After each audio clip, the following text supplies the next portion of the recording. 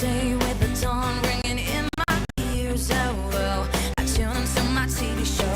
No better way, I gotta get myself into gear. Let's go. Oh, and I feel good today with my wake up in the morning espresso. I feel good today. It's my feel good breakfast show. Welcome to it, you beauties. We love you so much. Thank you so much for supporting us in everything that we do. It's been an emotional week. So thank you for walking alongside us. Today, we're going to have a whole lot of fun. How are you, my friend? I'm good, Gray. You're looking good. I'm feeling the season. I'm feeling the Now vibe. this jacket is too nice. I love it. You know, fleece you very much. Ooh. I'm feeling ready for the seasonal change.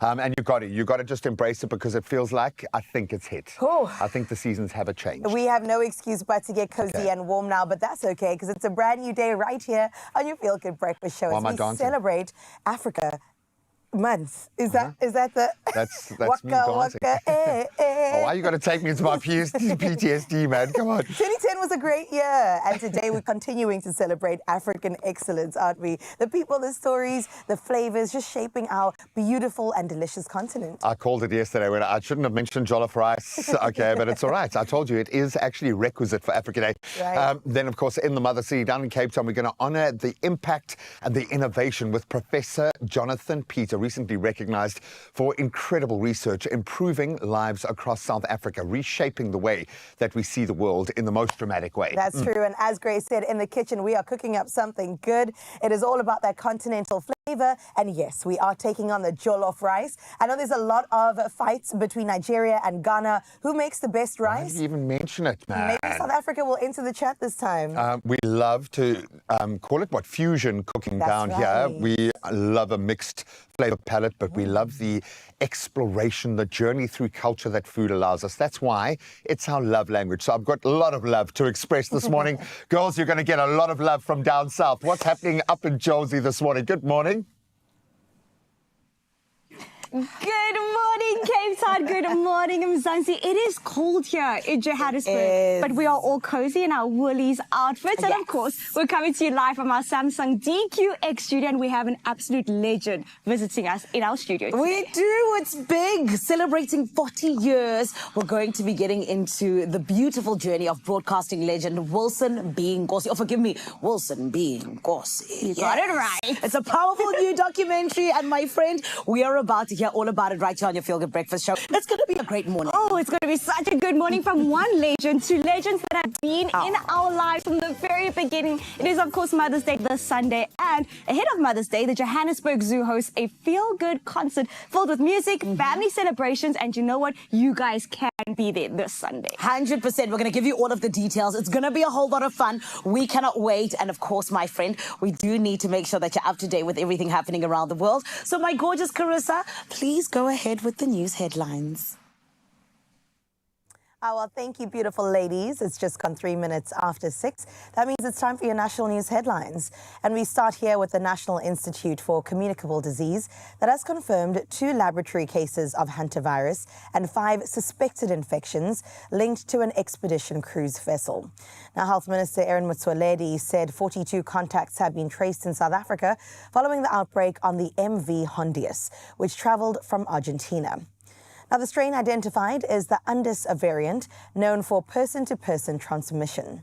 The World Health Organization has launched international contact tracing as passengers were multinational. Now, officials say monitoring continues across borders as investigations into the outbreak deepen. In other national news, Public Works and Infrastructure Minister Dean McPherson has urged the National Prosecuting Authority to act decisively after the police investigation into the George building collapse was completed. Now, the appeal comes as South Africa marks 2 years since the tragedy, which killed 34 people and injured 28 when a 5-story block under construction collapsed. Now, McPherson said accountability must follow findings, calling the disaster a painful reminder of regulatory gaps. Now, he engaged victims' families, reviewed engineering failures, and met ministers to strengthen building oversight systems nationwide. In your international news making headlines now, a baby hippo found nudging its dead mother at a lake in Kenya has been rescued and is now being hand-reared at a wildlife sanctuary. Named Bumpy, the calf was just days old when it was found orphaned, according to the Sheldrick Wildlife Trust. Now, the Kenya Wildlife Service says the mother may have died from natural causes or a territorial fight. Now in Nairobi and later to be flown to Kuluku Sanctuary, Bumpy is thriving on milk, warmth and constant attention as he prepares for the eventual release into the wild. In other news, a French academic is under investigation after allegedly inventing a prestigious Nobel-styled prize in philology, as well as awarding it to himself. Now, Florent Monteclair from Besançon in eastern France reportedly created the, quote, gold medal of philology and fictitious awarding body, now the International Society of Philology, to boost his academic profile. Philology is the study of language through texts. Now, in 2016, he was honored at a Paris ceremony attended by officials and Nobel laureates. Prosecutors say the scheme involved fake institutions, with his university now suspending him pending investigation. And let's close off on a celebratory note where beloved broadcaster David Attenborough turns 100 years old tomorrow, as a global wave of admiration builds around a life spent bringing the planet's wild beauty into our homes. Now, tributes are already pouring in from fans, conservationists and world leaders, celebrating his gentle voice and tireless advocacy for nature. Now, to mark the milestone, BBC Earth is rolling out 2 new premieres and a curated lineup of his most iconic work, including restored classics, landmark documentaries, and heartfelt messages from filmmakers he inspired, airing throughout the month of May. That's a celebration not just of longevity, but of legacy, a century that transformed how humanity sees, understands, and protects the natural world. Well, we'll definitely be raising a glass to 100 years of David Attenborough tomorrow. In fact, I want to challenge Gray to do the sports in his best Attenborough voice.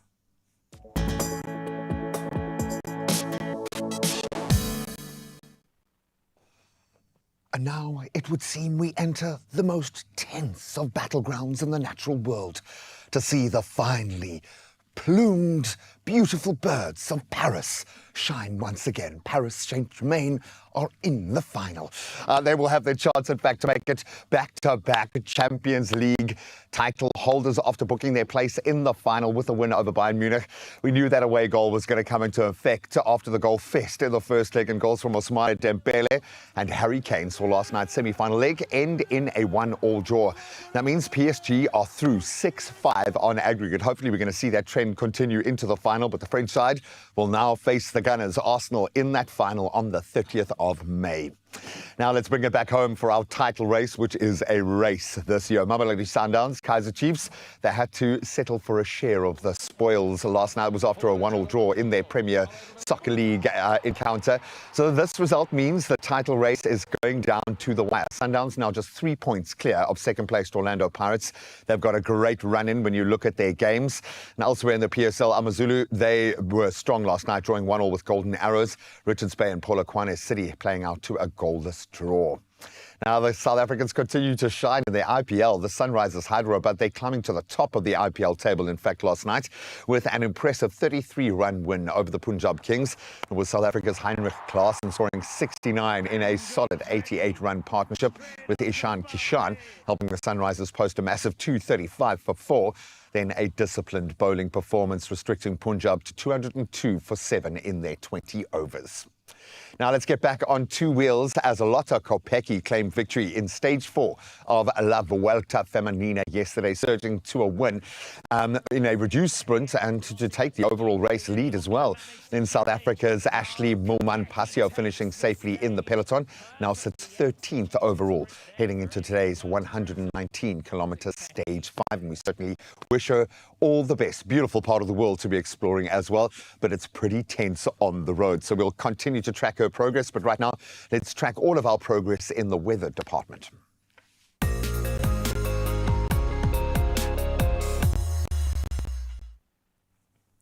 Well, thank you so much, Gray. Let's see how we can help you when it comes to your weather to prepare for this Thursday.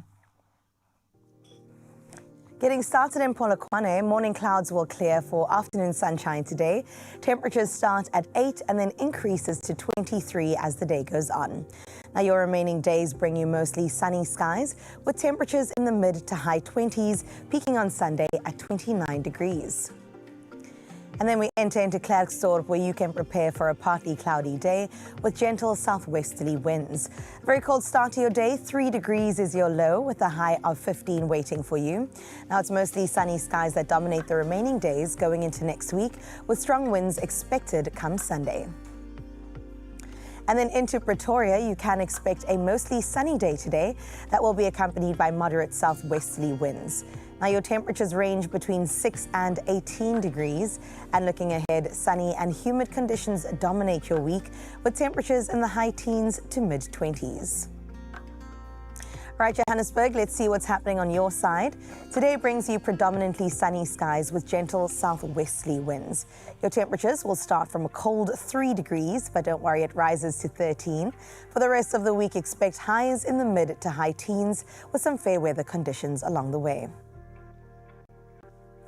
And then out in Mbombela, your day kicks off with intervals of both cloud and sunshine. Temperatures range from a brisk 9 degrees, but warms up to 24. Now, your days ahead bring you bright and sunny skies, with tomorrow's temperatures ranging from a low of 9 and increasing to 23. And in the beautiful Bloemfontein, you are in for a partly sunny day with afternoon showers. Now, your temperatures also rise from a brisk 3 degrees, but it does rise to 13. And over the coming days, some sunny skies will dominate with highs in the mid to high teens, while strong winds are expected on Sunday. And then we head into Richards Bay, where a cloudy start to your morning will clear as your day progresses. Your temperatures range between a low of 17 and increases to a nice warm 27. Now, you are in for a sunshine-filled day and days ahead with warm temperatures peaking at 30 degrees on Sunday. Durbs, you're up next. In Durban, your day brings you slightly cloudy conditions. Now, your temperatures start at a low of 16, but jumps to 27 as your high. As we move through to the next week, or at least in this week, expect bright and sunny conditions, even though tomorrow does bring you some cloudy weather. And then into Mthatha we go, where you're in for a mostly sunny day with noticeably westerly winds. Temperatures climb from a chilly 9 to a high of 17. And over the coming days, you can expect largely sunny skies with temperature highs in the high teens to mid-20s. Out in Uba, formerly Craddock, today you can expect a cloudy day with a 55% chance of rain. Now, your temperatures do move between a low of 5 but increases to 13 degrees. And looking at the days ahead, expect temperatures between a low of 3 and a high of 19 with strong winds rolling in come Sunday. All right, Kugompo City, you can expect a mostly sunny day with rain chance at 75%. Temperatures range between 13 and a warmer 28 degrees. But do brace yourselves and hold on to your hats as strong westerly winds move in at 50 kilometers per hour, continuing into tomorrow. Ebeja, let's see what's going down on your side. You can prepare for a wet day ahead with a 100% chance of rain and strong southwesterly winds. Now, your temperatures range between 12 and 16. And tomorrow does bring you cloudy and rainy conditions chanced at 65% with a weekend under mostly sunny skies. Gorgeous George, good morning to you. Today brings you a heavy downpour chanced at 90% with gentle southwesterly winds. Temperatures rise from a low of 10, but it does increase to 14. And as we look ahead, temperatures will stay in the mid to high teens, with Sunday also expected to bring you those strong winds. Then into the mother city we go. Cape Town, you can bring, or at least brace yourselves for some partly sunny skies this morning, and there are some showers that are chanced. Temperatures will range from a low of 12 to a high of 19 degrees. And in the coming days, expect mostly sunny skies, while Sunday does turn cloudy and rainy with a 95% chance. And then in Sutherland, prepare yourselves for a cloudy and cold day with rain forecast at 20%. Now, your temperatures moves from a freezing 0 degrees to a chilly 11. And as for the upcoming days, it does bring a brief wet weather break before rain returns on Sunday. Kimberly, it's your turn now. A partly cloudy day is what you're in for, with afternoon showers that are forecast. Temperatures start at a crisp 3 and increases to 14. And the days ahead do bring you mostly sunny and humid conditions, with temperature highs in the mid-teens to low 20s. Let's close off out in Uppington, where you'll start your Thursday off under partly cloudy skies. Your temperatures start at a lower 4 and increases to 17.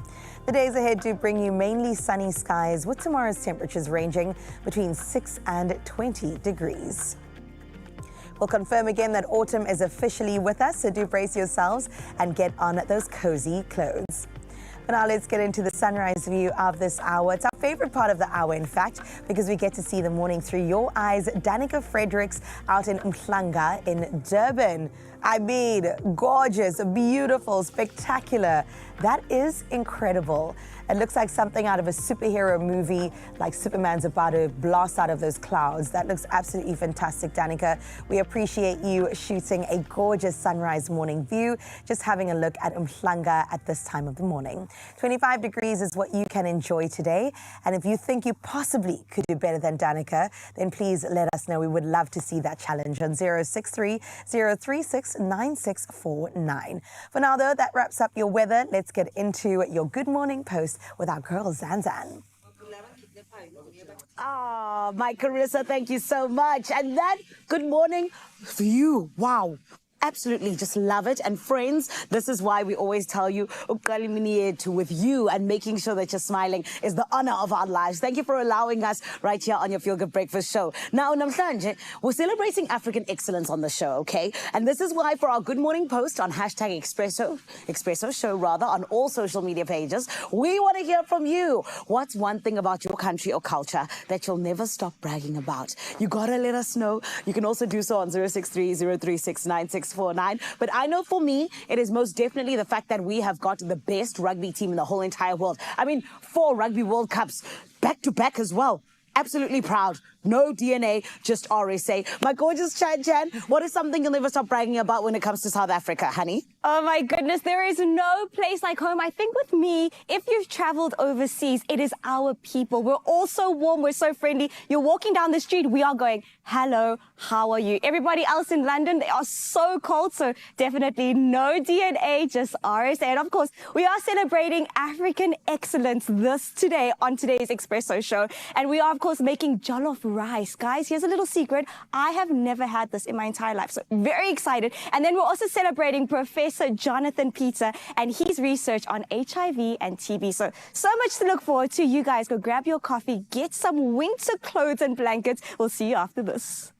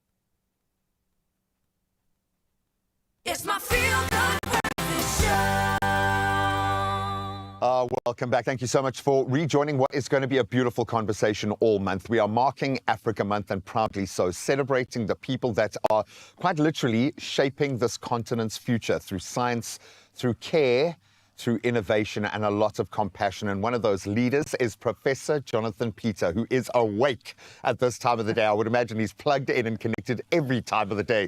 Recently honored with the incredible SAMRC Gold Scientific Excellence Award for the research that is improving lives across South Africa and beyond in the HIV and TB space. So can our non-existent live studio audience please give the Prof a big round of applause? By that, I mean our cameramen. Basically, you see all the cameras shaking. Thanks. And you warrant that. Actually, it should be an earth-shaking applause, because I would imagine there's not a lot of flowers, as we say, in your space. And I'm sure you don't do it for the kudos. But when you do get recognized for the work that you put in a critical area, how are you feeling? How does this kind of recognition land in the medical space? Yeah, I mean, I think it's really important and very validating, and importantly for me as well, I'm just like the tip of a team. You see. So science these days is not done in isolation. I might sit here, but the work we do represents, 50, 60 people. A lot of data. Exactly. And a lot of students, a lot of postdoctoral fellows, and a lot of really dedicated field teams as well, right? Because a lot of the work that we're doing increasingly now is in communities. And so actually this involves field staff, researchers, community health workers. The whole ecosystem. The whole ecosystem, exactly. And that says to me that we're empowering the whole ecosystem through this, because we can share data and act on it now in a completely different way. And often we miss the opportunities in the intersections between specializations. Not a huge amount of specialists, though, doing this kind of work, hence the award. Can you break down what it is that you've actually achieved? What made you guys stand apart, set against the work that's been done in that space? Yeah, so I mean, I think firstly, allergic diseases are growing globally, and we have some unique problems in the South African context. So the reason we do kind of severe drug reactions in HIV TB is because in the South African context, obviously we have this huge HIV burden of disease. And interestingly, from an immune perspective, those patients get more kind of immune reactions to drugs, and often they have to take many drugs at the same time. So that creates this problem, right? And a unique burden of disease. And so that's how we've become interested in that. And then not only from a clinical perspective and a care perspective can we help people, but from a scientific perspective, this creates a lot of very interesting things to study that are relevant on the global stage. So that's the and it's very unique. practical, and it's lived every day, which is amazing. So you're getting kind of real-time examples of. But it feels like you've moved the gateway. You've taken the biggest problem and you've actually turned it into the opportunity. Okay, so if everyone's being affected, we can help more people by changing the lens. What have been some of the most interesting moments through this journey? Were there any of those where you had to take a step back and go, wow, okay, we're actually onto something dramatic here? Yeah, so I mean, I think one example is that we set up a multidisciplinary drug allergy clinic, which is unique on the continent.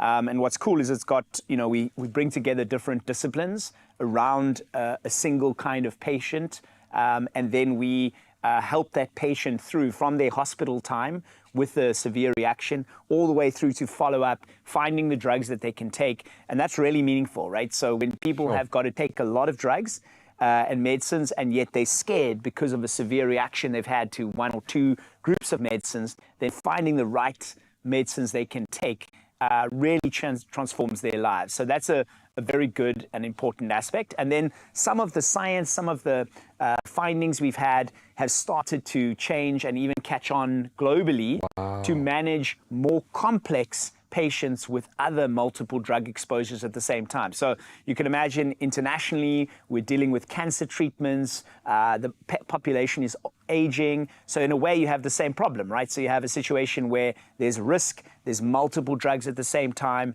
and understanding how to work in that space in the context of reactions is very important. It's almost a new modality being discovered with all of these wonderful findings along the way, which I love. what glaring gaps have you seen now that you've got a wider gaze of this medical kind of space and the connections in between and what's missing potentially? Where could you plug holes if you could? If I gave you 100 million to spend this morning, or maybe you need more. I don't know. No. I think that the main thing is that the size of the cloth is big, and I think that in the South African context, we're very short on people focused on allergies. We're very short on people focused on immunology related to unique African problems. So there are other drugs that I mentioned as well that we're interested that have a disproportionate effect for Black African populations, for instance. And so really what we're trying to do and what we need to do more is, one, keep getting financial support and money to do manifest, research. My friend. Exactly. Manifest. To do research in those areas, and then we need to keep inspiring young scientists to take up the baton, right? And to keep bringing, because that's how medical science works. I mean, and it's challenging because there's a lot of competing health priorities, right? And so you kind of very real-time challenges in that space. Exactly. Yeah. And you kind of you've got to advocate for your problem, and then you've got to inspire young people to be involved, right? Because they advocate, they're interested, and then it's sort of a positive cycle, right? This feels like almost a compound generational wealth coming to bear here, because you mentioned it yourself. You've got some of the most learned scientists and practitioners living it every day, working with the students coming through that, but working with the practitioners, the clinics, the actual patients that are guiding this journey. I'm just thinking, moving the gateway once again, can I ask you, in terms of access to this seems to be set up for South Africa, for Africans. How many people will have access to what you are opening up here? Well, look, I mean, the great part about this is, things like AI, these things are leveraging specialist centers. So we are trying in several models. So this one I've described, the multidisciplinary clinic. We've also established in another thing something called the angioedema hotline, right? And then some people you would have heard our work in the pollen space, right? The South African Pollen Monitoring Network. What we're trying to do is in all these initiatives, work with teams to cascade down, right? So people in the primary care can get access to that information, right? So it's kind of a multiplier effect. We've recognized there's not enough specialists. And although as an allergy community, and there are many great scientists and predecessors that have come that have worked in this space, we've got to try and multiply, right? That's the way it's got to work. And the sum of the parts is starting to look amazing now when you piece it all together like that. Congratulations. And I can already see you hard at work this morning. No time to rest on your laurels. And now I understand the relevance and importance. It kind of feels like a baseline shift for all medicine and how we process and connect that vital data. So thank you so much. Congratulations. And to the team as well. I think Prof was first to point out that this is, well, yes, multidiscipline. This involves a lot of different medical practitioners and brave patients stepping forward and embracing this new way of thinking about medicine. And I love at the heart of it, care and compassion for South Africans going through a huge amount right now.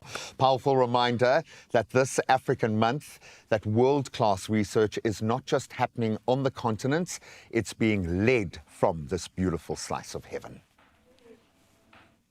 Professor Jonathan Peter, lead us, our leader. Incredible work he's doing over there. Now, Mzansi, it is time for you to win big. Why? It is a big payday that awaits you when you play Daily Lotto for an estimated 450,000 jackpot, and the new Daily Lotto Plus for an estimated 150,000 jackpot this Thursday today. All you have to do is buy your tickets now in store on nationallottery.co.za, the mobile app, or cell phone banking. All the details are on our Expresso social media pages. So go check them out right now. Get yourself in the running to win by playing Daily Lotto for an estimated 450,000 jackpot, and the new Daily Lotto Plus for an estimated 150,000 jackpot today. That is what you can win today, but there's still so much that you can look forward to on the show. Zanzan has you covered.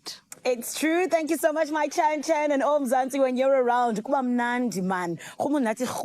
Just like this delicious cup of coffee that I've got. We're warming up because things are heating up on the show. Coming up, we're continuing to celebrate Africa Month in the best way possible, my friend. We're going to be getting into a recipe of jollof rice. Oh, it's so delicious. It's so good. If you've never tasted it, now is your time, okay? But also coming up, we're going to be celebrating some more African excellence. Dr. Mbongeni Ngema, one of our incredible National Treasures. There is a new documentary that is all about him and his wonderful life, and I cannot wait for us to dive right into it. We're going to take a short break, but when we come back, all of that and a whole lot more right here on your Feel Good Breakfast Show. We'll see you after this. Think it's just another day? Well, not anymore, because I could be pulling up to your door next. Spin and win up to 20,000 Rand, plus an extra 2,000 Rand if you have a World Sports betting account, and another 2,000 Rand if you can hit a small dance challenge with me. To enter, all you have to do is head over to the competition post of Expresso's Facebook, X, and Instagram pages, and all you have to do is follow the prompts. And not signed up yet? Well, head to wsb.co.za, use the promo code TheBeat50 to get a free 50 Rand sports bet. World Sports Betting, bet to the beat. I'll see you soon.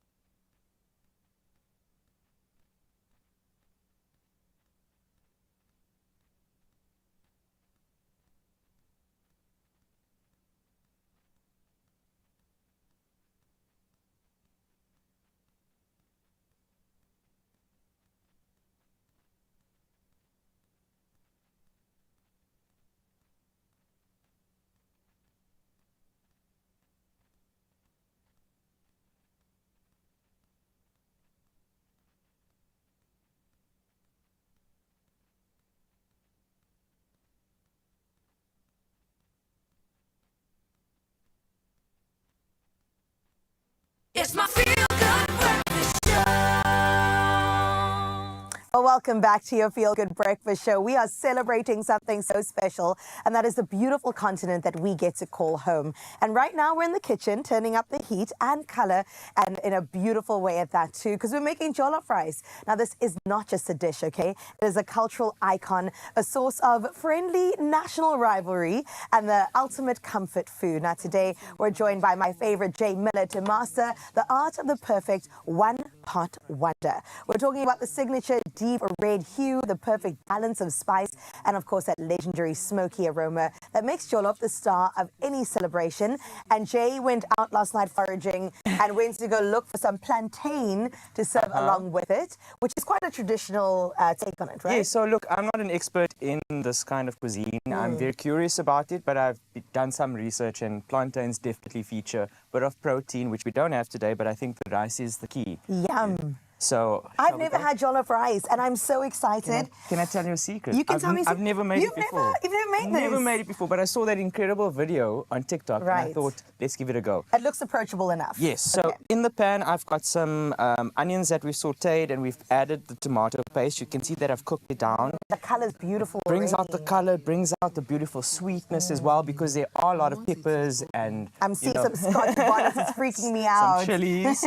So over here, you spoke about the smokiness, and that's synonymous with a good jollof rice. So we've really gone and roasted the peppers, the red onion, garlic, ginger, so you can put that in the blender. Now we're going to play a game of let's watch Carissa struggle with the blender. Why? Why are you setting me up like this? Okay. Because you and that blender are not friends. And the other day they made me use a stand mixer.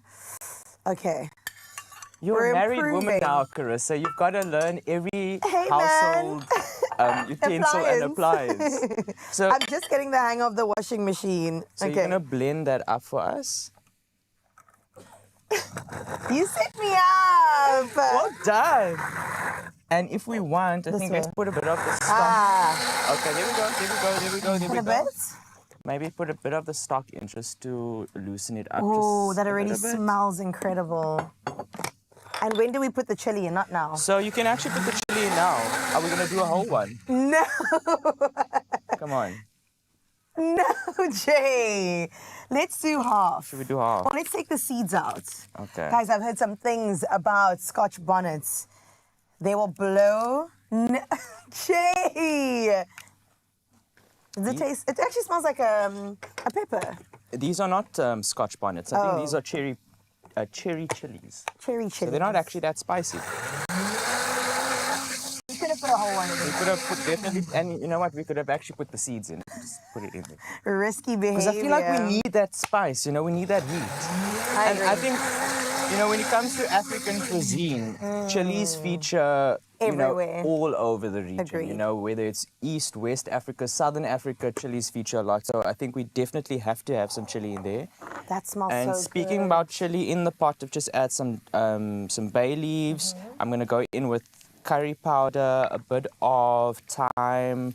The seasoning is we're not going overboard with the seasoning. We're letting the peppers and the chilies speak for themselves. It kind of reminds me of like a savory rice. Yeah. Precisely. We would eat every other day at home as well. Except it's not featuring the iconic frozen peas that we generally put those little mixed veg, yeah. Okay, so in the pot we've got our beautiful puree, and look at that color, Carissa. Look at that color. My favorite part about this is the fact that it is a one-pot wonder. Yes. So you don't have to think about it too much, right? So they're in some chicken stock. Then I'm going to just introduce you to this little square. Yes. And all I'm going to say is that back home, if you know, you know. These little bouillon cubes I think we forgot about our plantain. Oh, goodness. Oh, goodness. You see. Okay, maybe I need to come and get some wife skills with you. Okay, let's set that aside. We've got a final dish with some that are salvageable, delicious. And we've got another plantain somewhere, so I'll cook some more for you. Okay, perfect. Then into the pot with your very well rinsed rice. You don't want it too starchy. Can we please talk about this for a second? Should we be rinsing our rice, Jane? Yes, you don't rinse your mince, but you definitely rinse your rice. And because of a dish like this, you can see it's very saucy, so you want those individual grains. You don't want it to become too mushy. And then you just add that to your pot, you cover it up, let it steam until it's fully cooked, and serve it with some not burnt plantain. Not burnt plantain, please. So is it kind of like risotto where you have to add stock as you're cooking? No. So You leave it like you can that. add this full amount of liquid, cover it up, and then let it steam. Let And it then do you its can just thing. have a look and see How it's going. how Love it's her, going. leave her alone. I love to see it. That looks fantastic. We will taste in just a little bit right now. I want to remind you, Mzansi, we're celebrating, of course, Africa Month. And if you would like to get your hands on this jollof rice and make it in your home, scan the QR code on your screen right now. Whip out your phone's camera. And then, yes, you will make some non-burnt plantains and some delicious jollof rice like Jay did. This is why you're my favorite. We make mistakes in the kitchen too, okay? And we learn from them. And we learn from them. We'll see you straight after this.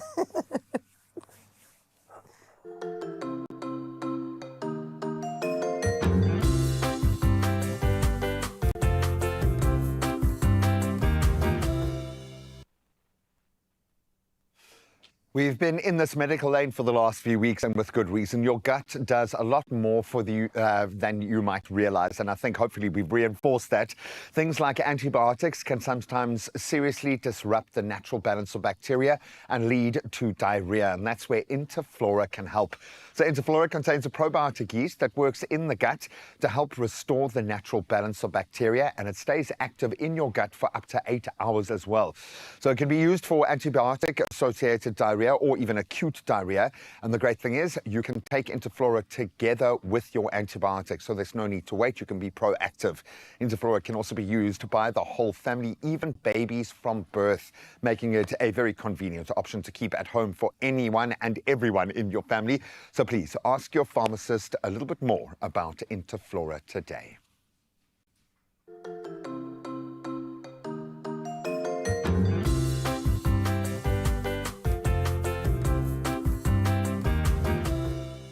Oh, you can make my day.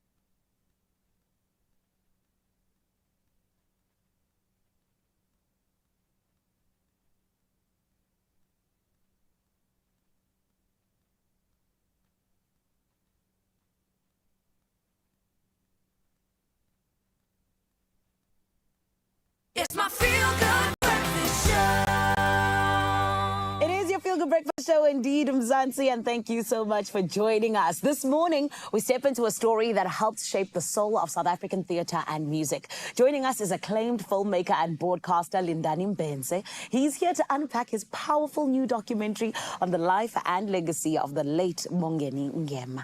From humbling beginnings in rural Zululand to global stages like Broadway as the creative force behind Sarafina and Woza Albert. Oh man, just even saying that just makes me so proud because we get to celebrate a doctor, a king, a man that will never ever be forgotten. Everyone, please, let's welcome Lindani.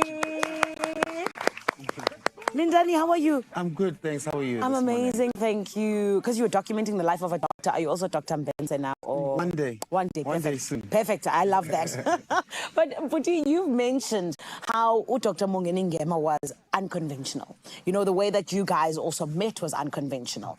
Talk to me a little bit about that. Walk me through the conversation that you had, especially to get to the point where you're saying, Haibo, we're actually going to do this thing of me documenting your life. Yeah, I think the best line that really puts him in his shell is, you know, he's arguably one of the greatest African storytellers of our time. Yeah. I think there's not a better way to put it that way. Yeah. So he's a gentleman that, you know, I met, I think, around 2017, 2018. Yeah. So the concept was not to chase a Dr. Ngema per se, but it was to document our icons and legends. And the concept was called This Is My Story, having them tell their story the way they want them remembered. Because I think ever too so often we find that, you know, we have people after passing on or later in their lives and someone's putting together some documentary and then there's argument, no, he wasn't there, no, he didn't say that. So this is a real opportunity for our icons to tell their own stories. I love that. And I mean, getting to tell a story like this, someone who was even really so instrumental in making sure that South Africa moved forward from our terrible past. Talk to me, though, about how it was that you 100% got him to trust you in terms of telling his story. I think as opposed to trust, he was thinking, okay, who is this? Thinking, what is he going to do out of me? You know, being a storyteller, you know, having been in theatre and film all his life. So I think it was more of a, okay, you know, where does this bravery come from? Where do these guts come from? And he then gave me the opportunity. And I think, though, if you look at his history, he was all about opportunities. You know, if you look at Sarafina and people see in the documentary, you know, he was fetching youngsters from Guamashu, from Umlazi, 13-year-olds, 15-year-olds, and saying, listen, here's an opportunity, taught them how to sing, taught them how to act. And, you know, and next thing they were, you know, in films like Sarafina, they were in America. They were traveling the world through this production that he had. That's incredible. Man, I'm just like so taken aback by how special this is because I don't think we realize just how much icons like him, you know, had an impact on our country, but in turn then had an impact on us, right? But then now, when we talk about your documentary, you obviously had a way that you wanted it to go. Then things like the 2020 COVID-19 pandemic happened. You know, how did that really change the way in which you guys were going when you were shooting? But also, was there anything that really made a big change in terms of the direction of where you were going? I think by COVID we had already shot. So what we actually have, the two strange things is what people will be seeing in the actual documentary was supposed to be our rehearsal shoots, just to see how it would go. But unfortunately, as you've mentioned, the two things you've mentioned now, that was actually the last opportunity we got to do the actual filming of him. Because soon after that we had COVID, and then soon after that in 2023, unfortunately, Dr. Ngema passed on. But I think one of the most fortunate things is that we had already done everything in terms of his pieces to camera, everything he wanted to say. So it was now in the process of just post-production, putting it together, getting support interviews and you know, putting the final product together. I just got goosebumps when you said everything he wanted to say. Yes. Because I think that gives me so much peace in knowing that he got it all out. He got it all out. He got it all out. Yeah. So then talk to me just about what it is that you genuinely feel like really was something that he definitely would, you know, would be happy with South Africa knowing in terms of what he said on the documentary. I think when we did the support interviews, so he was at a rehearsal and I said, okay, so since you've got some backup vocalists and whoever's there, let's do some interviews with them that I'll put together. We'll do the actual ones when we are ready to. And I think just some of the things that were said there. Yeah. You know, we've got Uvelepi Mnisi, who's one of the support interviews. You know, when people speak about who this man is, when people speak about the opportunities this person gave them, when people speak about the talent that he had, you know, there's a part where Uvelepi says, you know, Dr. Ngema, you're sitting at a rehearsal or at a performance and he just comes up with a song now and it's not written, it's not, and he just starts giving you vocals and says, no, you do this. And you know, that's how songs like Abo Freedom is Coming Tomorrow, because he speaks of his journey, having seen after they'd come from a funeral with Umam Winnie Mandela. Yes. You know, and they'd spoken about whether they think the country would be free one day. And as he was driving home, he kept thinking, no, man, we will be free. And that's how the song Freedom is coming from, some image that he had of a young lady, you know, saying freedom is coming tomorrow. And when he got home, he composed the song. Lindani, you are just giving me goosebumps upon goosebumps. Like, and obviously this is part of, you know, a greater series, as you said. Yes. Talk to us a little bit about that. We're running out of time, but we need to hear about it. Yeah, so we're doing a premiere on the 30th of May. So as part of the premiere, we've invited some guests of honor. Okay. So those are all the legends and icons within our space. So whoever you're thinking, yes, it is. You know, but just to mention a few that have confirmed, you know, the likes of Mam Yvonne Chaka Chaka, Wow. Abo Babu Ashelim Mhlophe will be there, Abo Yeah. Magic Hlachwayo, Angus Gibsons. You know, we've taken them as our guests of honor, the likes of Max Mapunyan. We're not just looking at particularly in theatre and film, you know, it's the sports, arts and culture.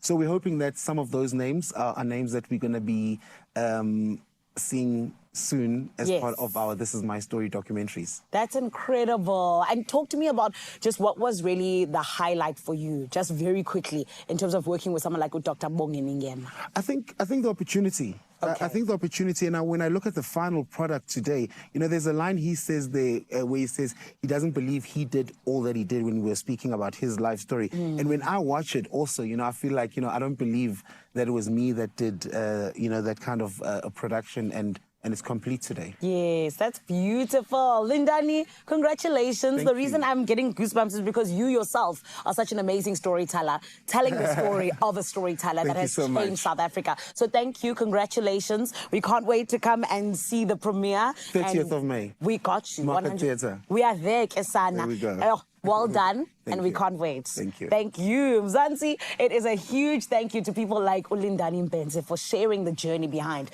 Dr. Ngema's life. It's called This Is My Story, the series that he's doing. But trust me, you do not want to miss it. It's powerful and it's an intimate look at a South African legend. It's premiering on the 30th of May, as you heard from Lindani, at the Market Theatre. Grab your tickets now on Web Tickets and be part of celebrating a true icon. Someone, like I said, who changed the trajectory of South Africa just by allowing stories to be told. Now, look, you're still here with us on your Feel Good Breakfast show. We're not going to go anywhere, so you make sure you don't go anywhere. We're just going to take a short break, but then we're coming right back. Don't go anywhere.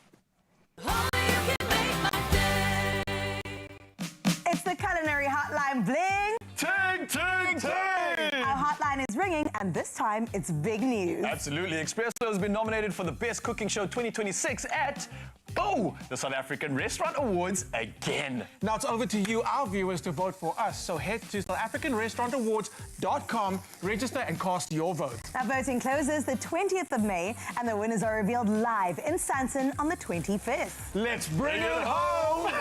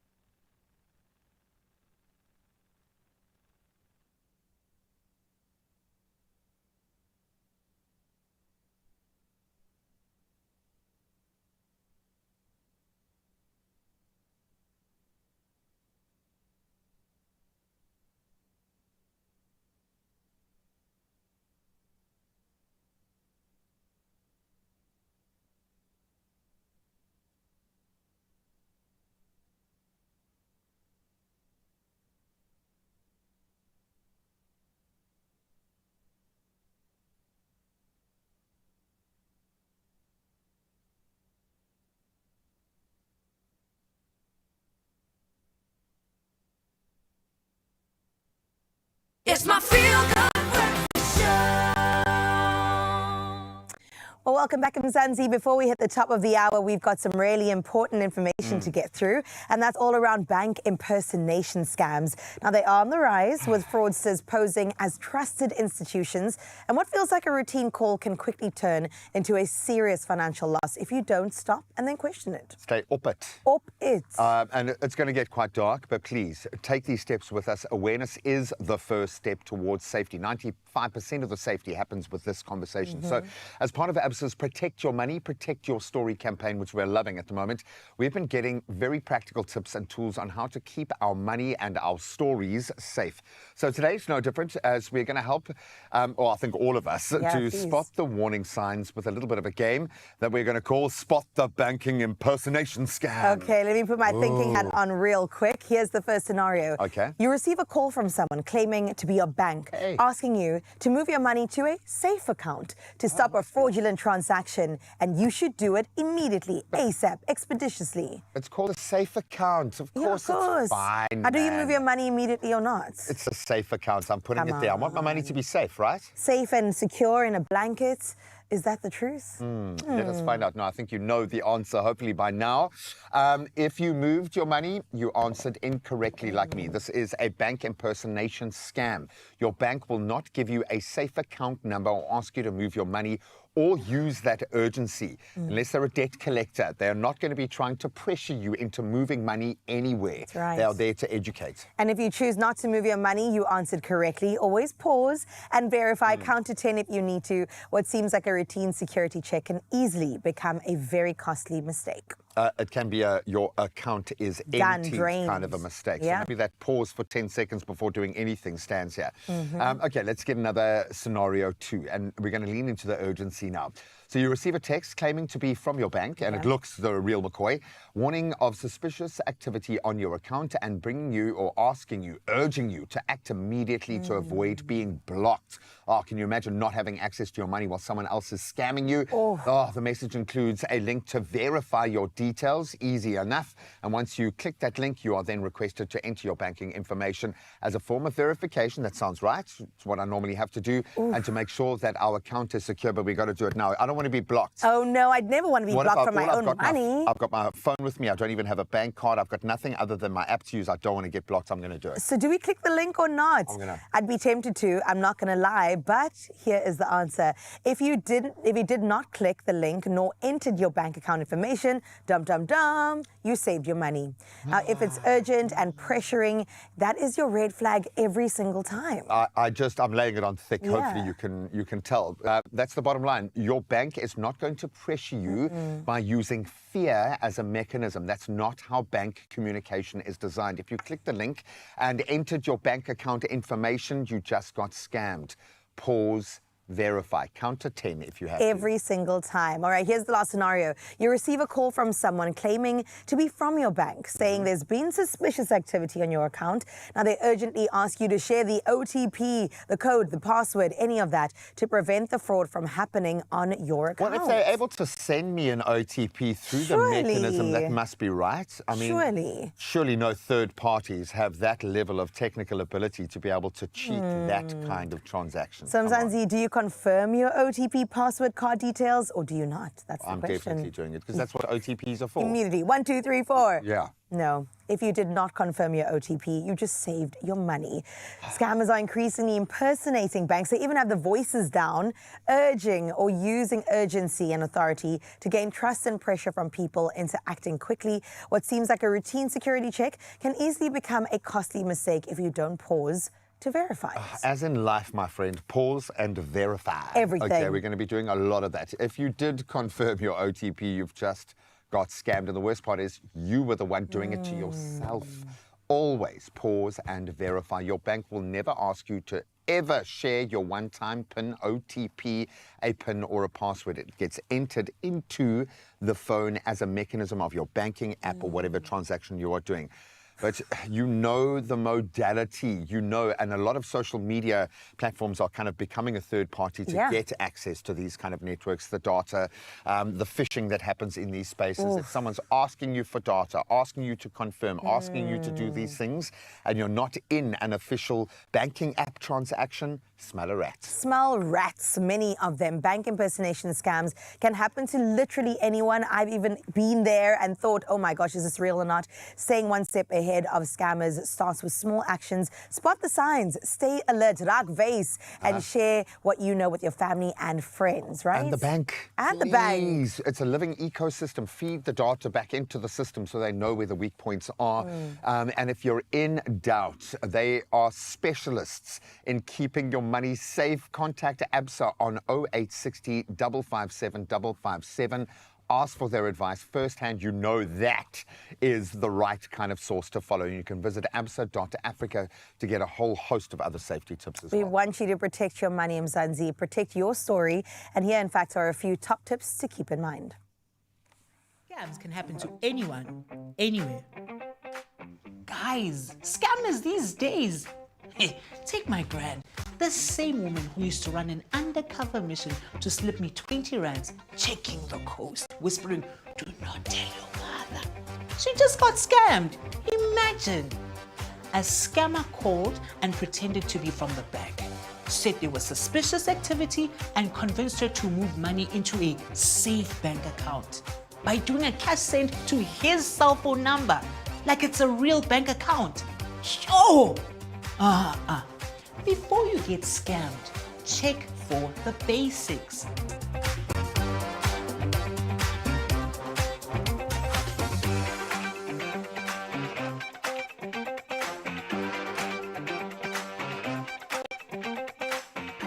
Share these tips with your family and friends to help them spot the signs and stay alert. To report an incident, contact ABSA on 0860 557 557. Protect your money, protect your story, so you can proudly say, "I grow it."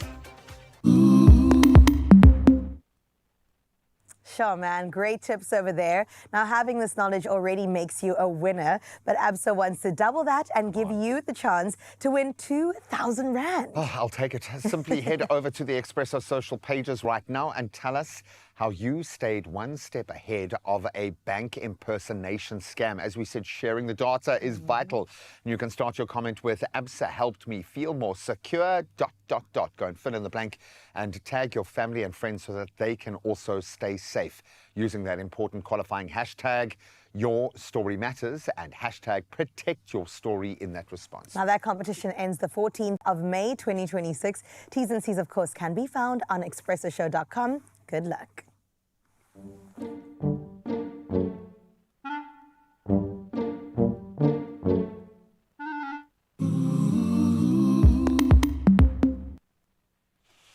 Well, flying into the second hour of this show with the sport, because it's massive at the moment. Let's start with the European footballing connection from last night.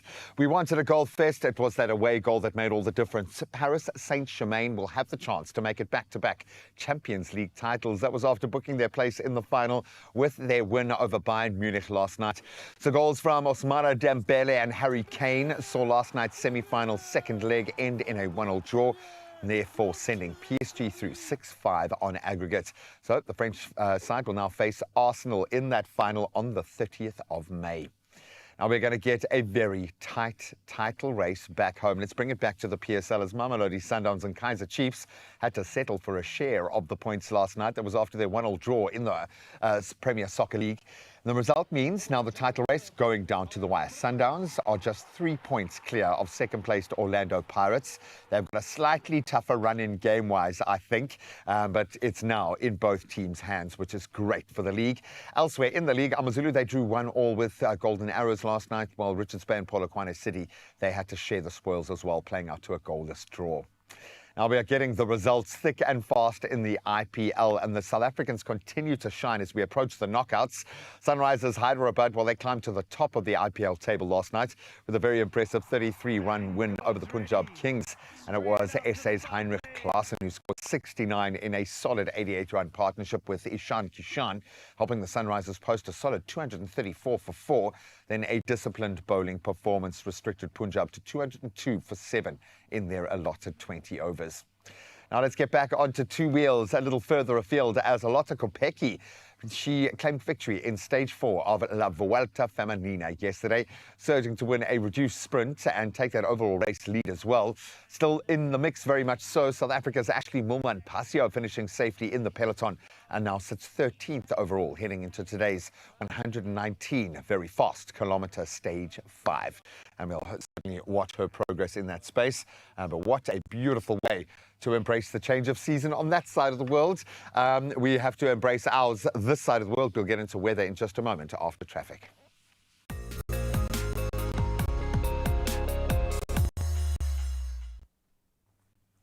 Well, thank you, Gray. Let's get into your roads this morning.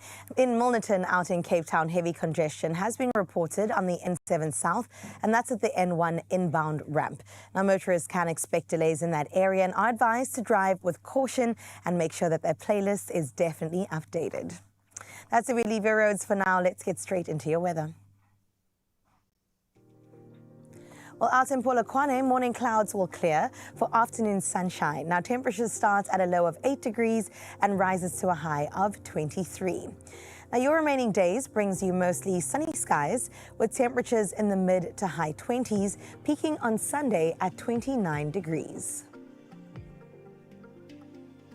And then we head into Klerksdorp next, where you can prepare for a partly cloudy day with gentle southwesterly winds. Temperatures begin at a low of 3 degrees and then increases to 15 as your high. Now, it's mostly sunny skies that dominate the remaining days going on into next week, with strong winds expected on Sunday. Let's see what Pretoria has to offer on this Thursday. Now, you can expect a mostly sunny day accompanied by moderate southwesterly winds. Looking at your temperatures now, you start at 6 and increase to 18 as the day goes. Looking ahead, sunny and humid conditions dominate your week with temperatures in the high teens into the mid-20s. And then a bit further into Johannesburg, today brings you predominantly sunny skies with gentle southerly winds. Now, southwesterly winds rather. Your temperatures will start at 3 and rise to 13. For the rest of the week, expect highs in the mid to high teens with fairly fair conditions. Mbombela, your day kicks off with intervals of cloud and sunshine. Temperatures range from a brisk 9 to a warmer 24. Now, the days ahead do bring you bright and sunny skies, with tomorrow's temperatures ranging from a low of 9 to a high of 23. And then in the beautiful Bloemfontein, you are in for a partly sunny day. There will be some afternoon showers to accompany that. Now, your temperatures rise from a brisk 3 to a high of 13 degrees. And over the coming days, sunny skies dominate with highs in the mid to high teens, while strong winds are expected on Sunday. And then to the coastline out in Richards Bay side, a cloudy start to your morning will clear as the day does progress. Temperatures range from a low of 17 and increase to a nice warm 27. Now, you are in for sunful days ahead with warm temperatures peaking at 30 degrees come Sunday. Let's see what Durban has to offer now. Your day brings you slightly cloudy conditions. Your temperatures start at a low of 16 and increase to 27. Now, as we move through the week, expect bright and sunny conditions, even though tomorrow brings you cloudy weather. Well, from Durban, let's get into Mthatha next, where you're in for a mostly sunny day with noticeably westerly winds. Temperatures climb from 9 to a high of 17. And over the coming days, expect largely sunny skies with temperature highs in the high teens to mid-20s. And then out in Uba, formerly known as Craddock, today you can expect a cloudy day with a 55% chance of rain. A nice cold start for you. 5 degrees is your low with a high of 13 awaiting you. For the days ahead, expect temperatures ranging between 3 and a high of 19 with strong winds rolling in on Sunday. And then out in Kugompo City, formerly East London, expect a mostly sunny day with rain chanced at 75%. Temperatures range between 13 and 28 degrees. Now brace yourselves and hold on to your hats as strong westerly winds do move in at 50 kilometers per hour, and that will continue into tomorrow. Out in Abeja, prepare for a wet day ahead for you with a 100% chance of rain and strong southwesterly winds out in GQ. Let's look at your temperatures now. Well, they range between 12 and 16. And tomorrow brings you cloudy and rainy conditions. That's chanced at 65%. Out in the gorgeous George today brings you heavy downpour chance at 90% with gentle southwesterly winds. Temperatures rise from 10 to a high of 16. And as we take a look at the week ahead, temperatures will stay in the mid to high teens, with Sunday expected to bring those strong winds. And then heading into Cape Town, your day brings you partly sunny skies with morning showers that are chanced. Temperatures will range from a low of 12 to a set high of 19 degrees. In the coming days, expect mostly sunny skies where Sunday turns cloudy and rainy with a 95% chance of rain. And then out in Sutherland, prepare yourselves for a cloudy day with rain forecast at 20%. Very cold start, freezing 0 degrees is how you get kick-started today, and that will rise to a chilly 11. Now the coming days bring a brief wet weather break before rain returns on Sunday with a 90% chance continuing into next week. And then out in Kimberley, a partly cloudy day is what you have in store for you with some afternoon showers forecast. A brisk 3-degree start, entering into a 14-degree high today. Now the days ahead do bring you mostly sunny and humid conditions with temperature highs in the mid-teens to low 20s. And finally, let's see what Uppington has to offer. Well, out in Uppies, you'll start your Thursday off under partly cloudy skies. Temperatures start at a low of 4 and increases to 17. The days ahead brings you mainly sunny skies with tomorrow's temperatures ranging between a low of 6 and a high of 20 degrees. That's a nice comprehensive report. Hopefully you're feeling super prepared for the day ahead as well as for the weekend as Mother's Day beckons. But now though, let's get into what your sunrise morning view looks like. Ooh, out in the mother city, Wynberg in particular, Samaya Conrad got in touch with this beautiful morning view. Everybody has just been absolutely nailing the morning views today. I mean, the clouds and the sun rays, paid actor indeed, just shining over the mother city, letting everybody know that it will be a blessed day ahead. A bit chilly, 19 degrees is what you can experience today, but definitely, Sumaya, thank you for reminding us of the beauty of Cape Town. And if you think that you could do better or contribute to our morning view, 063-036-9649 is how you get in touch. We've seen from other provinces, perhaps yours is next. Let's get into it.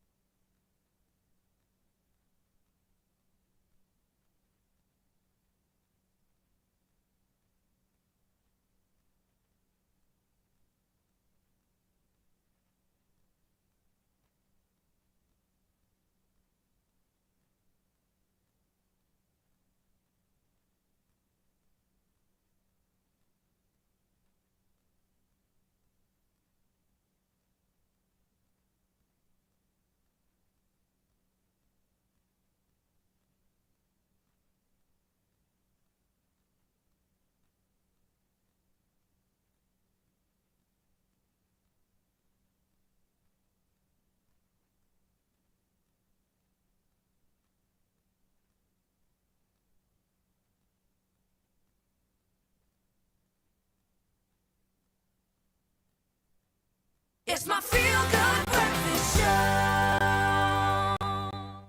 Welcome back, my Feel Good family. It is, of course, your Feel Good breakfast show right here on S3. Right now, we're going to get into a very meaningful, impactful conversation because the truth is, being a creator is amazing. Zanzan and I can attest to that. But what we can also confirm is that it comes with its pressures. From comparison to negative comments, there's a lot that goes on. 100%. And this is why today, inspired by hashtag Skin That Doves, we're playing Boundary Bingo. And we have the perfect guest, an absolute queen. She's so entertaining, but also so knowledgeable. It's Dr. Katleho Serikane, digital creator and founder of Meet Me in My Corner podcast. She joins us as we explore real online scenarios and learn how to protect our space while staying confident in our own skin.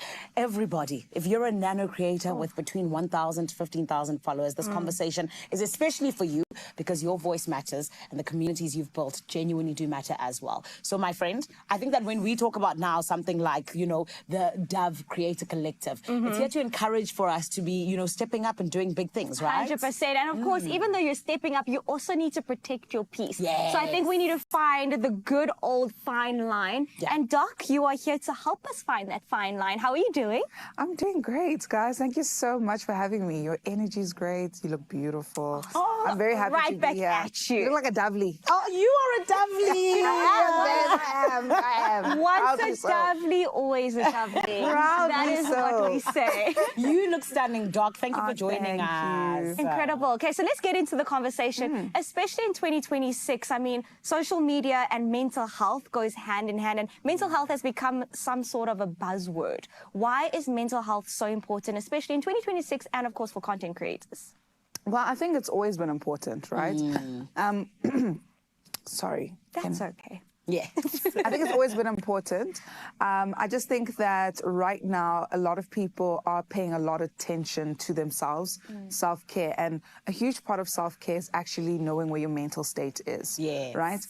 For creators specifically, there's a lot that you can consume that can really affect you negatively. Yeah. We know geopolitically a lot is happening. But I do think that, especially for those nano creators who are going to be part of the Dove Creators Collective, right? You need to start setting boundaries for yourself. You need to ensure that you're not putting yourself out there and comparing yourself too much, okay? Everybody has a start. Yeah. We all have a start. Yeah. You know, they always say that embarrassment is an emotion or a feeling that is least explored, right? And we're so scared of being cringy and so forth, but then we overwork ourselves or we don't do the things that we want to do, especially when we're smaller creators, and that can really deeply affect our mental health. And you know what's crazy? It's usually the cringy videos that you didn't even think twice about is the one that's actually going to get you the viral video. Yeah, in actual fact, I speak a lot about mental health online, right? And I put myself in very vulnerable situations in doing so. You know, I speak quite openly. Sometimes I'm quite candid about it. And it's because we need to start normalizing it. We need to stop stigmatizing it. Mental health is not only for the person who is on medication, going in therapy. It's a spectrum, right? We all can suffer with some sort of mental health issues because events can happen to us.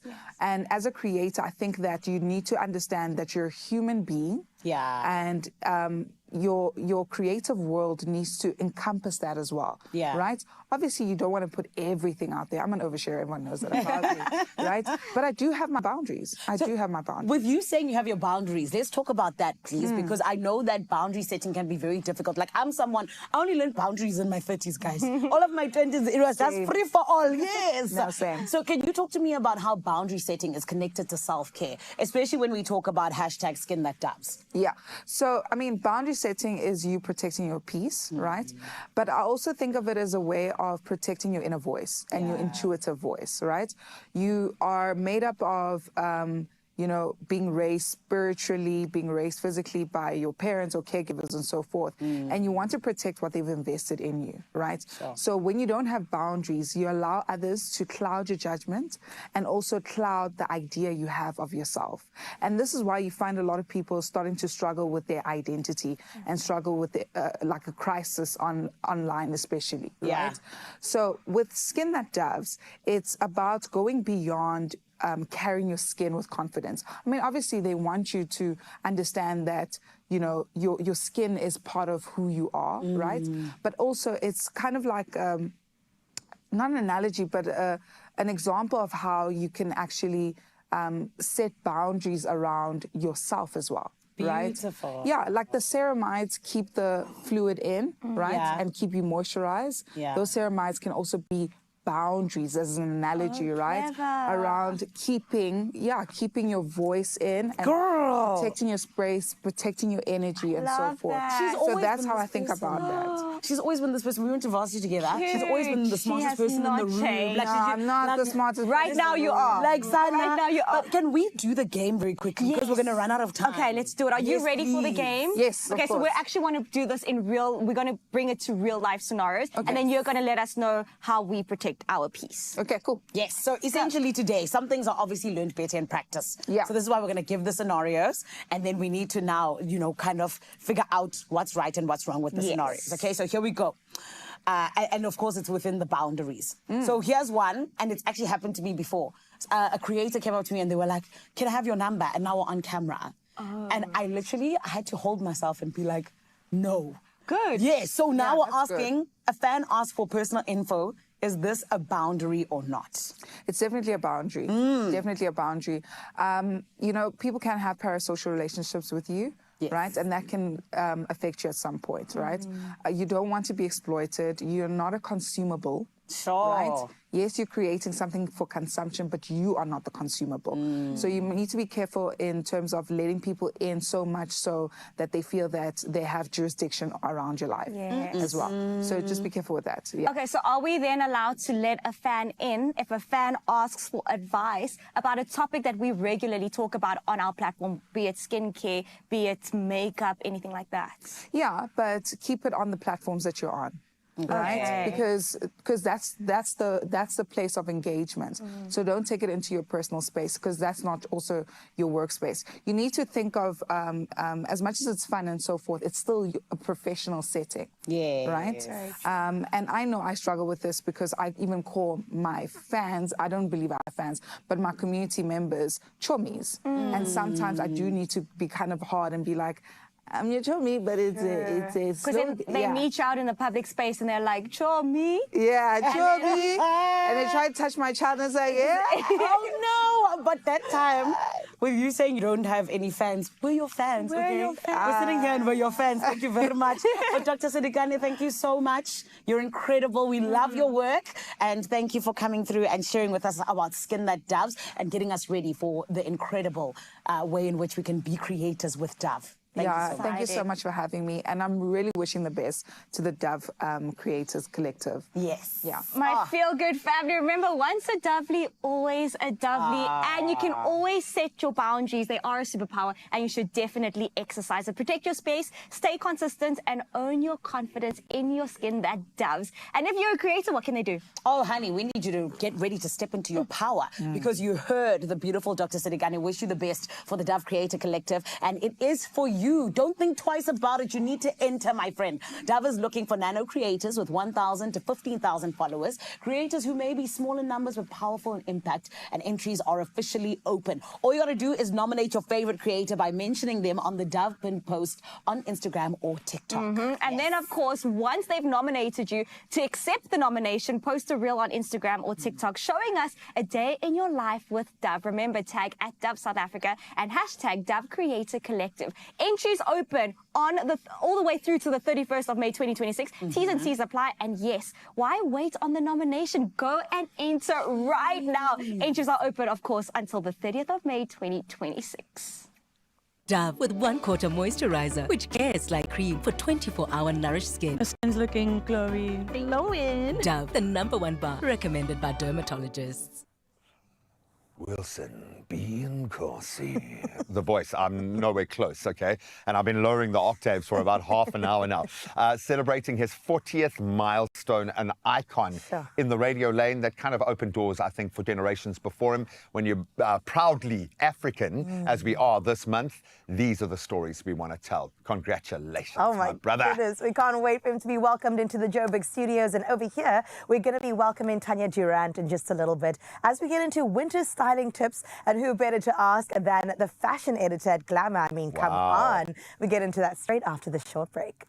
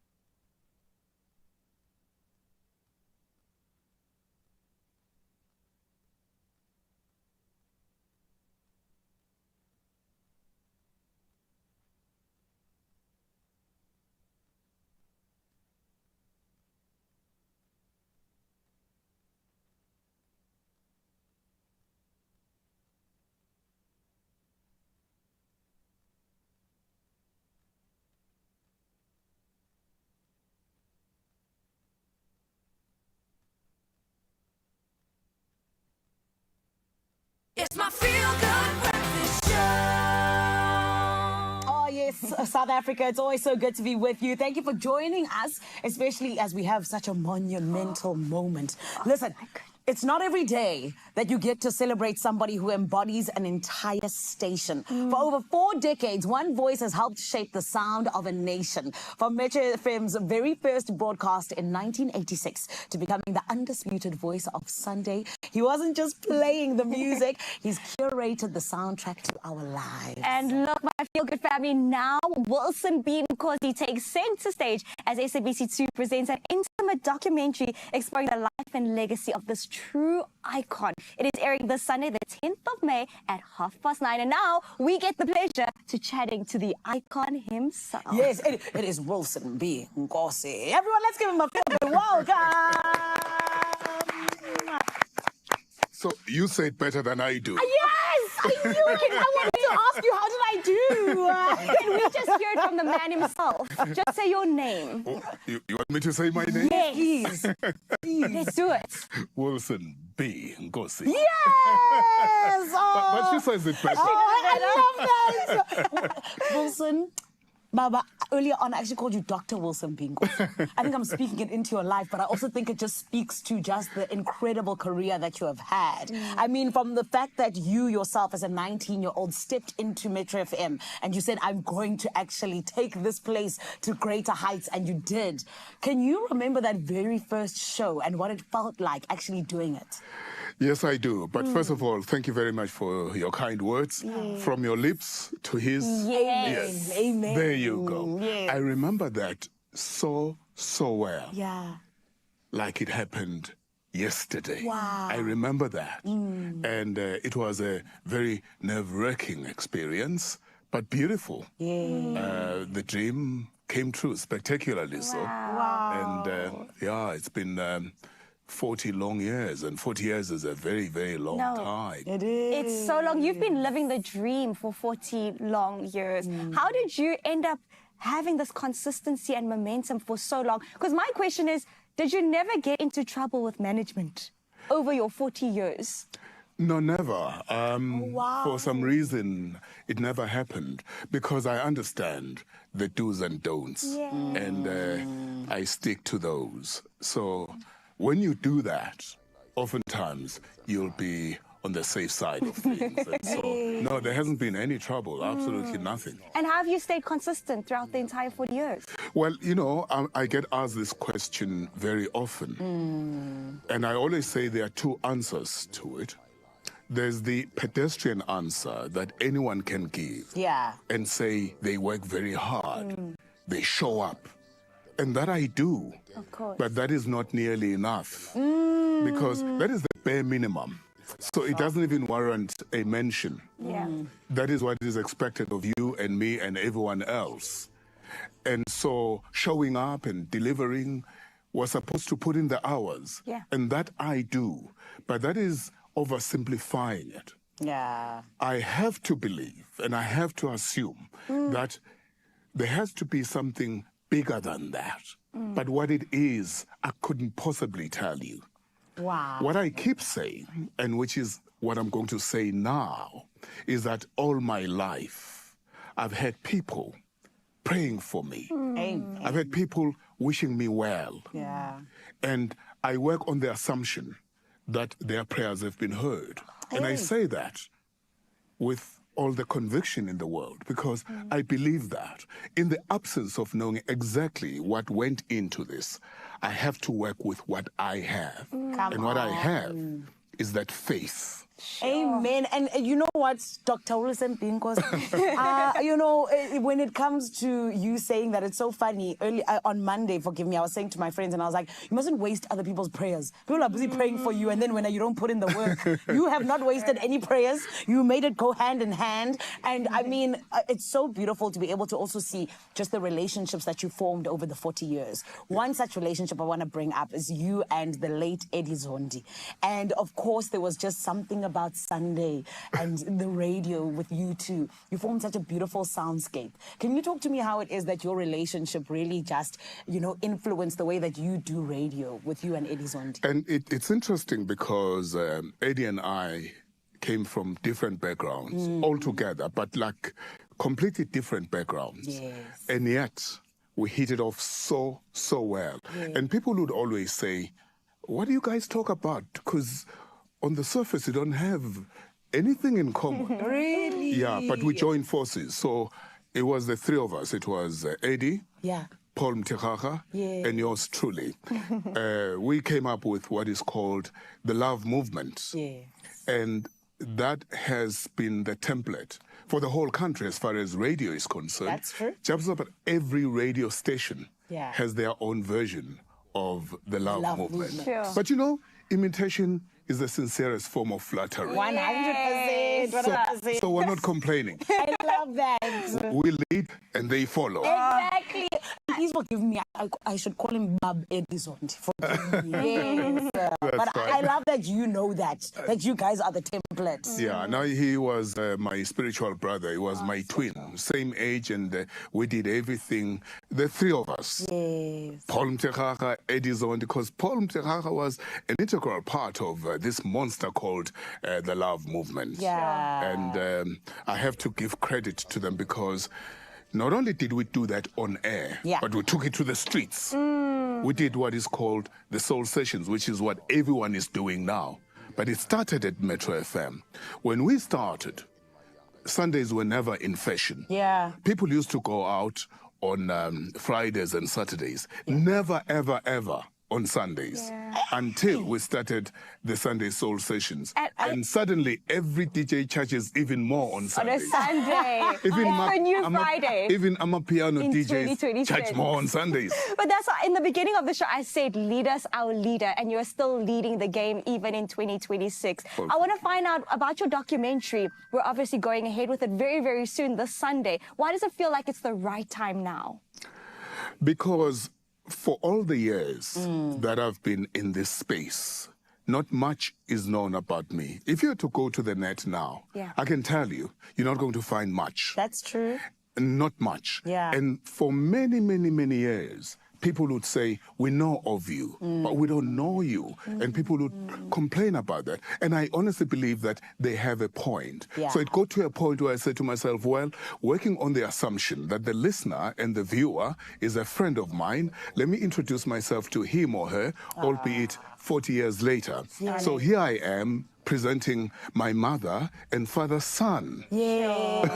And also, it is a gift that we are so glad to be able to get. Can you tell us what is the main message behind this incredible documentary about your life and your career? It is very simple. And that is, if you stay the course, the universe is likely to support your cause. And that's it. If you come with a certain degree of honesty in what we do, I have to believe that the universe will embrace that. Yes. And to do the best you can, when you're given an opportunity, make sure that it doesn't go into waste. And that's the long and short of it, really. Well, you took the opportunity 40 years ago and you've run with it. And we're so excited, we're so happy, we're so grateful that we are able to see the fruits of that still here in 2026. 100%. And speaking of those fruits even, Dr. Wilson Pinkos, we have to ask you, you know, especially with you being honored at the Metro FM Music Awards, can you talk to us what that moment felt like, where they said, you know what, you genuinely, you are Metro FM. That's how I'm going to put it. They said you are Metro FM. How did it feel to be honored and what does it mean to you? You know who you remind me of? Who? Boseman, Chadwick Boseman, when talking about, you know, Denzel Washington. And I'm nowhere near. But he says, you know, there is no Black Panther without Denzel Washington. Amen and amen. So when you say that, let me tell you, it came as a complete surprise. Yeah. It was the furthest thing from my mind. I wasn't expecting that at all. Yeah. But let me tell you, it was easily the highlight of my career yet. Really? Easily. That is so special. But with that being your highlight, what can we still look forward to from you? Is there still anything else you want to achieve? I mean, this is a huge achievement already. Thank you. I'm a big dreamer and dreamers don't sleep. Hey, come on now. What's keeping you up at night? The next step. What's the next step? You can't. Wilson Pinkos. What's the next step? You're answering it, but you're not answering it. You're sounding like a politician right now. Well, watch this space. Okay, as we wrap it up, please can you tell us what is that one lesson you want to impart and want to tell any young broadcaster out there? You can even do it into the camera. Yes. Yes, please. Believe in your dreams. On a good day, dreams do come true. Mine certainly did. And remember, we are told and taught that he who has given is given to, and he who has watered is watered. Hey, everyone, it's Dr. Wilson Pinkos. And Bob Wilson, thank you for honoring your gift. Thank you for honoring your journey, even the way that you've spoken, where you said things like, I never got into trouble, or I just knew I needed to show up and believe. Thank you for doing that, and congratulations. I'm so glad you're getting your flowers in real time because you deserve them. Thank you very much, and thank you for hosting me. Thank you. I mean, he got his claps in the beginning of the show and, of course, at the end, because a true icon and legend definitely deserves his flowers. That is, of course, Wilson Pinkos, celebrating his incredible 40-year milestone in the broadcasting industry. It's true, my friend. Catch this unmissable career-spanning story on SABC2 this Sunday, the 10th of May, 2026 at 9:30 p.m. as part of the channel celebration of his 40-year legacy. I know I'll be watching, Chad. You'll be watching? I'll be watching. My alarm is set. Cape Town, lovely ones. Are your alarms set? Oh, that voice. Oh, like honey, hey? incredible. Like honey and gold mixed together with platinum and just let it pour. I love that, man. Expensive. Congratulations, my brother. And he's opened the door for so many broadcasters, but it's that authenticity that shines through. And the voice, let's be That's honest. true. Is there another voice? Come No, on. the answer is no. Very expensive. And if you too would like to sound like that, then listen up. A big payday awaits when you play Daily Lotto for an estimated 450,000 Rand jackpot. Yeah. And then, of course, there's the new Daily Lotto Plus for an estimated 150,000 Rand jackpot today. We might just be able to book him for a voiceover. Your tickets are waiting for you. Please, you can go in store. You can go online right now, nationallottery.co.za. You can use their mobile app. Use your own cell phone banking app. Whatever you do, just head over to the Expresso socials for a constant reminder of all the modes and make sure that you actually do it. Please shoot your shot. Daily Lotto, estimated at 450,000 Rand today. Daily Lotto Plus, we're going to throw in another 150 grand. Come on. That is That's a so jackpot. nice. Just leave your hands open and catch all the moolah. We're going to get into a very quick ad break on the other side of that. Yes, we have to talk autumn-winter fashion. We brought in the best of the best to take us through those tips.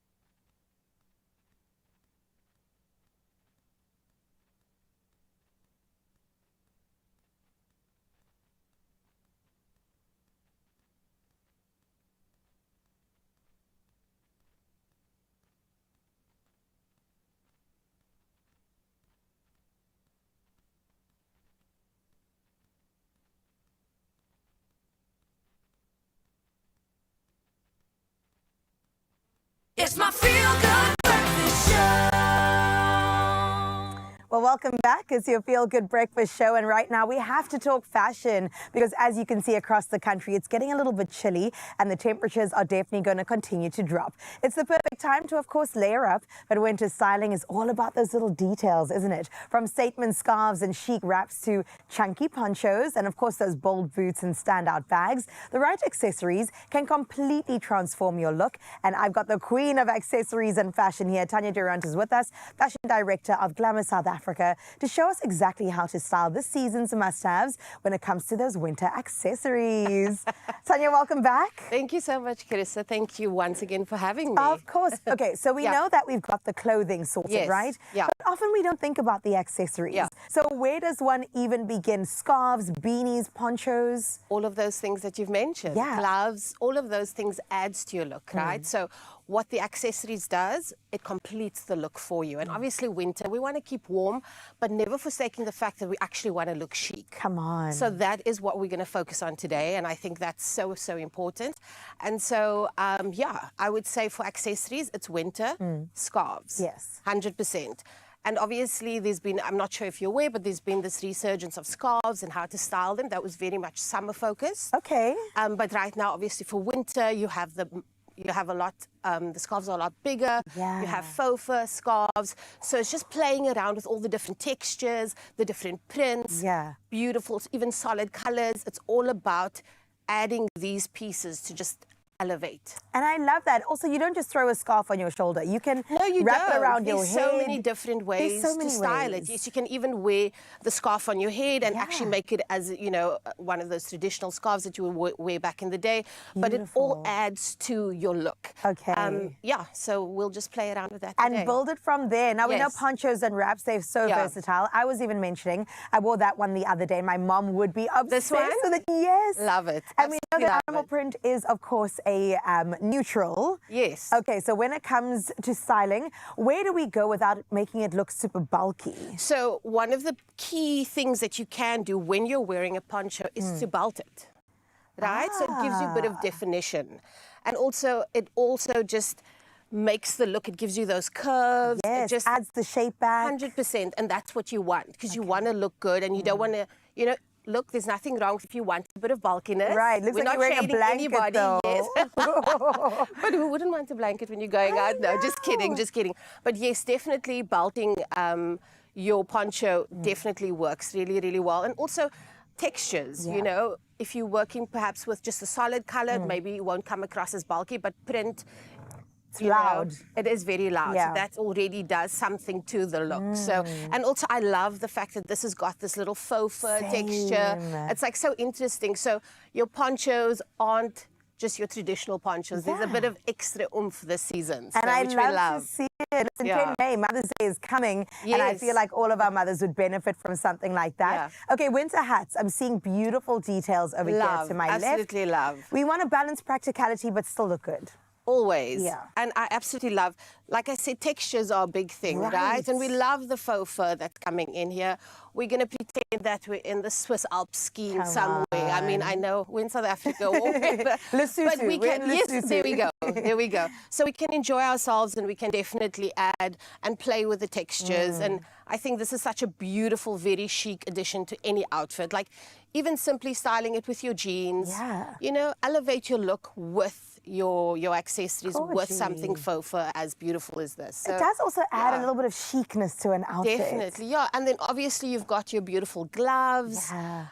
Once again, faux fur coming through very, very strongly. Like So it's quite a absolutely trend this season. Yeah, definitely, definitely. So Oh, those it's are really- gorgeous. Yeah, absolutely love it. All right, so let's see this on some models because Yes. I want to see it come to life. Let's bring them on in, and I'm already obsessed with this poncho. For Right? sure. And look how beautifully chic this is because it's got the belted waist for you. Stunning. So it just adds a bit of shape and definition to our outfit because obviously you see the A-line skirts, so it flares out a bit, and you've got the flare on the sleeves. But now, if you turn it around, you've got the beautiful belt that cinches brings it everything in.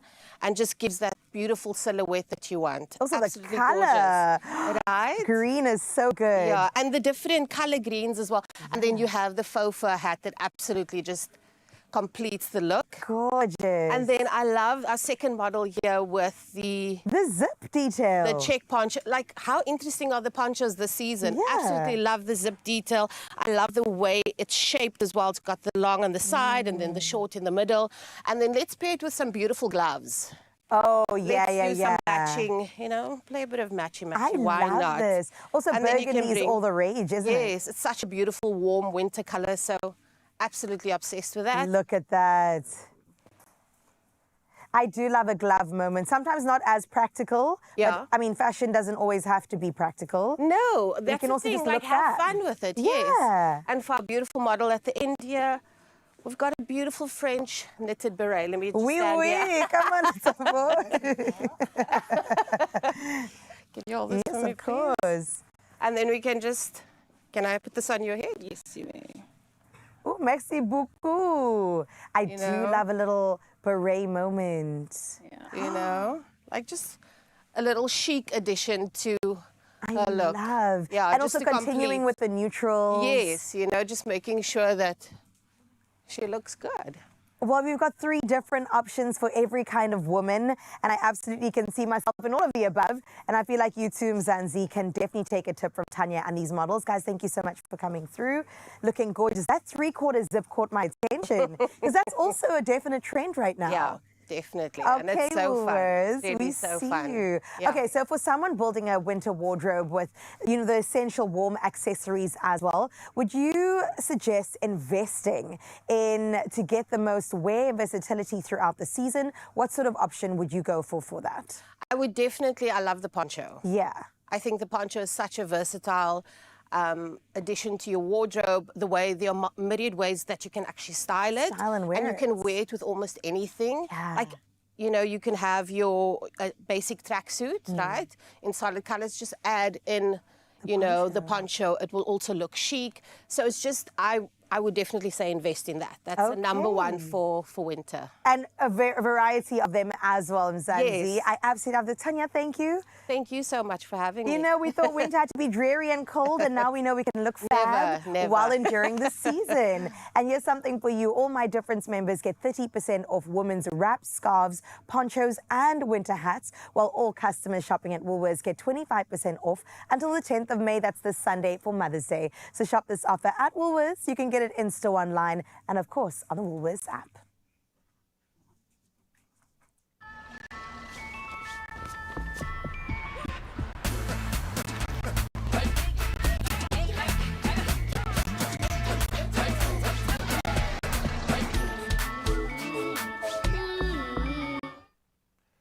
Your Mother's Day is just around the corner. In fact, the weekend is here, and it's all about the little details. We're going to say the angels are in the details this time round. And that's what makes a meal feel special. We want to put in the effort. And with just a few simple ingredients, this crispy rice omelette turns an everyday dish and possibly some leftovers even into something thoughtful and delicious with a beautiful golden base, soft center, and just the right amount of crunch to impress Chef Jay. You seem super excited to do this. Have we done something like this before? I don't think we've ever done something quite like this. We've probably done an egg fried rice situation. 100%. Which this could definitely go there. Oh, but I'm thinking as a sounding board for all of these delicious little flavor additions. Feels very Southeast Asian in its kind of flavor palette, but we can build it whatever direction we want. So, and obviously the eggs, in any way, shape or form, if I can introduce them into a meal, whether it's breakfast, lunch or supper, the eggs are there. So I love this. You've already had our little base sheet of rice crackling away. Yes. So a little bit of oil in the pan, some pre-cooked rice going on top of that. We've got some garlic powder that I've just sprinkled over there as well. And you want to get that into the pan until it's starting to build that crust at the bottom. Like a paella vibe. Exactly. And this is a great way I mean, come on, we all know how many cups of rice do you cook for a family of 4? You never know, you end up cooking 6 cups of rice. And we always make the mistake of you use the rice cup for the water thing and you're like, oh my word, now I've got a wet cup that I'm putting dry rice in. So a great way to use up leftovers in this. And you have to use rice quickly because it doesn't keep for very long once it's been cooked. Unless so it's vital that frozen. Yeah, Unless it's 100%. been But frozen. the idea here is you're often left with a mismatch of amount. And that's when the waste happens. Exactly. So this is a great kind of crossover meal. Exactly, and that's when you can can get creative with the kitchen. Very simply, Graham, 3 eggs into a bowl. We're using the new laid large eggs over here. Beautiful yolks. Can you see that color? Yeah, beautiful color. I mean, we had a very in-depth discussion about the colors of yolks around the world, and South African yolks are great. They are. Okay, we absolutely love the fact that we get really good quality produce here. But from a cooking and baking perspective, and we go on about this a lot, it is so vital to have the best quality egg that you have. It becomes one of those vital gateways, not just in baking. The new laid eggs, I think they bring structure, they bring richness to this dish. Certainly they are the structure, but binding the rice while still, I think, delivering that soft, flavorful center. This is going to be the magic happening right here. And with convenient pack sizes, we've got the 6s, the 18s, and then the big guy, the 30s. It's easy to cook for anything from a quiet breakfast for a shared meal or a production line in our kitchen. Naturally nutritious as well, high in the protein. It is the massive protein in my life. These eggs turn a simple omelette into something more balanced and I think satisfying from a mouthfeel perspective. Perfect for meals that just as good as they taste. This is so exciting. It's such a clever way of bringing 2 different kind of flavor palettes together. You could really push the boat out with this. There are so many different things that you could zhuzh this up with. 100%. What are the flavor profiles we're playing with here? So you'll obviously see the eggs change a bit of color. I've added just a bit of soy sauce in there. Natural we love salt. natural salt, and we also love our umami flavor. Exactly. Some spring onion going in there. You could also be creative here. You could add a protein. You could add some, chicken, shredded chicken. You could add some salmon if you wanted to. Or you could just really keep it really simple. Super basic. Because at the end of the day, this is an omelette. So you can then, once it's cooked, then start playing around with some fillings in as well. So cheese could go in there. Look, I'm putting a lot of heat in this thing. I'm thinking chili is going to work beautifully And with something of like course, this. I've got you covered. This is a little bit of a chili paste. So this you could add, spread it on when it's cooked, fold it over, and that will be the filling. But in this case, I think we could add a few dollops in here as well. Oh, I love that. And we've got beautiful chili pastes, crunches. You can have some fun really in have this some space. fun. So And there you go. kind of visually, it works really well. But I'm thinking from a flavor journey perspective, I like the fact that every bite's going to yield a slightly different reward, if you will, different mix of flavors. And that's the fun part of breakfast. Everyone likes breakfast their way, and a dish like this could really appeal to a bigger crowd. Super quick. We're using leftovers that would have gone to waste, certainly. We're including great protein, and it's a flavor bazooka. Look at that. I'm so tempted to try and flip it. You have to now. You've opened that doorway. Come on, Okay. Chef Jay. If anyone could do it. Kind of. Close enough. Kind of. Close And then you can enough. see, Bearing look- in mind. look at that Oh, that beautiful- looks gorgeous. This actually takes the best part of an omelette for me. That beautiful kind of caramelization underneath. You're so good at what you do, you even started your folder over without even noticing. That's absolutely We're beautiful. gonna slide it onto the pan. Just take a look at the crispiness of that rice. There we go. A simple idea done with care and a lot of gusto can make all the difference, and you could be following that feeling of gusto. You could win a new laid hamper valued at 750 Rand to bring more moments exactly like this to your table and your kitchen. Tell us what you would serve your crispy rice omelette with this Mother's Day, and include hashtag new laid eggs. Competition closes on the 8th of May, so not a huge amount of time until tomorrow, but you can find those T's and C's that do apply, and all the best of luck. I love it. Nothing like a bit of spring onion And just finish to with some greens. Oh, even a bit of cover up sour the cream. just to cover up the cracks there. But I mean, it's beautiful, golden, delicious, one pan wonder. And it took us all of a few seconds. We'll see you in a few seconds after this. Wow. Oh, that looks good. What if your dessert came with a little extra and 2,000 Rand in your pocket? Stand a chance to win one of 3 2,000 Rand cash prizes, plus a smooth, creamy Country Fresh hamper. To enter, post a pic or video showing us how you add that extra to your favorite dessert using Country Fresh mango and vanilla alongside your pack. Tag at countryfresh_SA and at Expresso Show and use hashtag CountryFreshDesserts. Competition closes midday 20 May. T's and C's apply.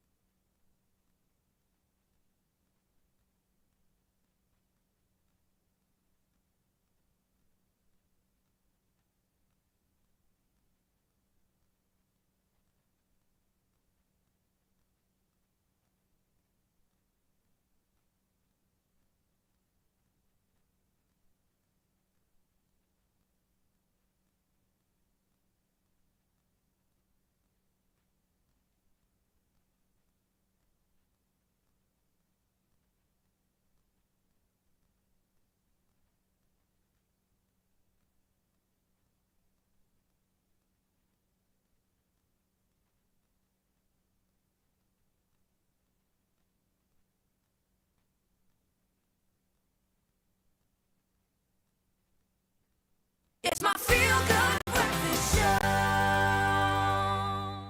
Welcome back to your Feel Good Breakfast Show as we delve into the second or final hour of the show, rather the third hour, and it's just after 8 o'clock. Time to jump back into our national news headlines. Let's start here in South Africa, where the Sol Plaatje municipality in Kimberley has been placed under administration following persistent service delivery failures. This announced by the Northern Cape Cooperative Governance MEC Bentley Vass. Now, the decision follows missed deadlines to explain why intervention was unnecessary and a chaotic council meeting earlier this year. So a disciplinary process involving the municipal manager is also underway as we speak, and authorities say instability has worsened local governance challenges even more. The intervention aims to restore functionality and accountability in a municipality struggling to meet basic service delivery expectations. Now we stay here in South Africa, where Universities South Africa has welcomed Higher Education Minister Buti Manamela's decision to place the National Student Financial Aid Scheme under administration as well. So following governance, financial and operational failures. So the announcement came shortly after 2 board resignations, and Manamela said the move aims to stabilize NSFAS without disrupting student support. And CEO Patiwe Matutu called it a necessary short-term step, but did urge a national dialogue on long-term sustainability and governance reform in the space.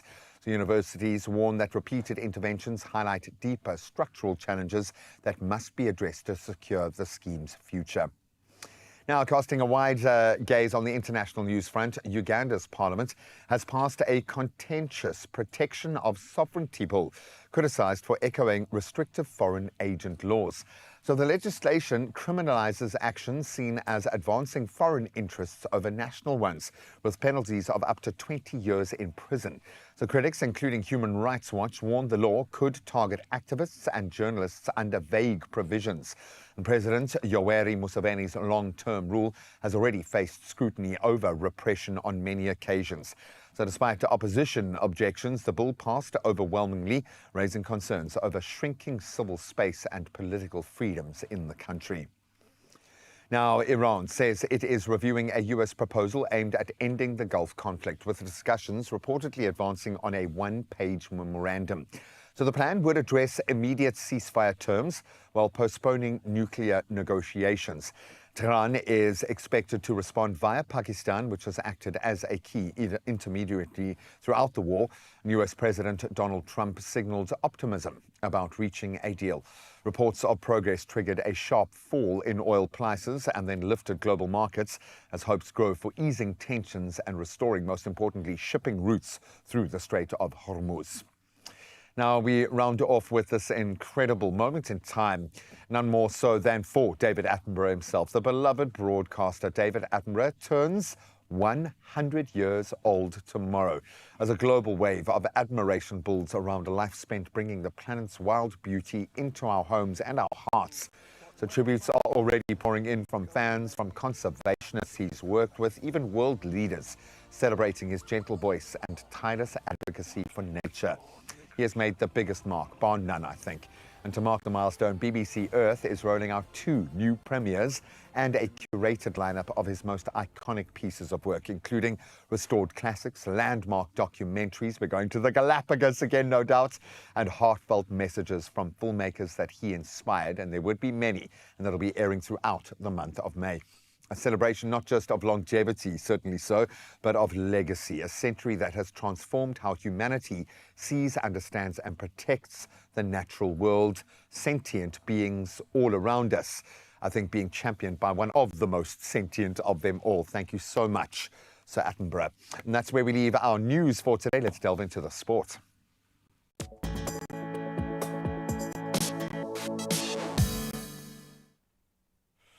Oh, we start with a little pomp in Paris. I would imagine they are celebrating across the city as Paris Saint-Germain have now given themselves the chance to make it back-to-back Champions League title holders after booking their place in the final with a win over Bayern Munich last night. So goals from Ousmane Dembele and Harry Kane cancelled each other out last night, the semi-final second leg ending in a 1-1 draw. and that meant PSG go through 6-5 on aggregate. The French side will now face the Gunners, Arsenal, in that final on the 30th of May in Budapest. Now we can get back into the local footballing journey, which is going down to the wire. Mamelodi Sundowns, Kaizer Chiefs, they had to settle for a share of the points last night after their 1-1 draw in the Premier Soccer League. And that result means the title race is going down to the wire, but it is very much in the team's hands now. So Sundowns now just 3 points ahead of second-placed Orlando Pirates. I wish you could see our Brian celebrating this milestone. But the league also lots of drama right across the board. Amazulu today drew 1-1 with Golden Arrows, and Richards Bay and Polokwane City, they'll be left itching for a goal that just didn't come last night in their goalless draw. Now back to the IPL action we go as the Sunrisers Hyderabad climbed to the top of the IPL table last night with a very impressive 33-run win over the Punjab Kings. South Africa's Heinrich Klaasen doing what he does, scoring 69 in a very solid 88-run partnership with Ishan Kishan, helping the Sunrisers post a solid 235 for 4. Then a disciplined bowling performance restricted Punjab to 202 for 7 in their 20 overs. Now, finally, we can get back onto a beautiful track in a beautiful part of the world as Lotte Kopecky claimed victory in Stage 4 of La Vuelta Femenina yesterday, surging to a win over a reduced sprint and then take the overall race lead in the process. Still very much in the mix, South Africa's shining star Ashley Moolman-Pasio finishing safely in that peloton and now sits 13th overall, heading into today's rather quick 119-kilometer stage, and that's Stage 5. So we certainly wish her well, but it looks like they are having the time of their lives out there, and that's where we leave our sport. Let's get one last track of the weather.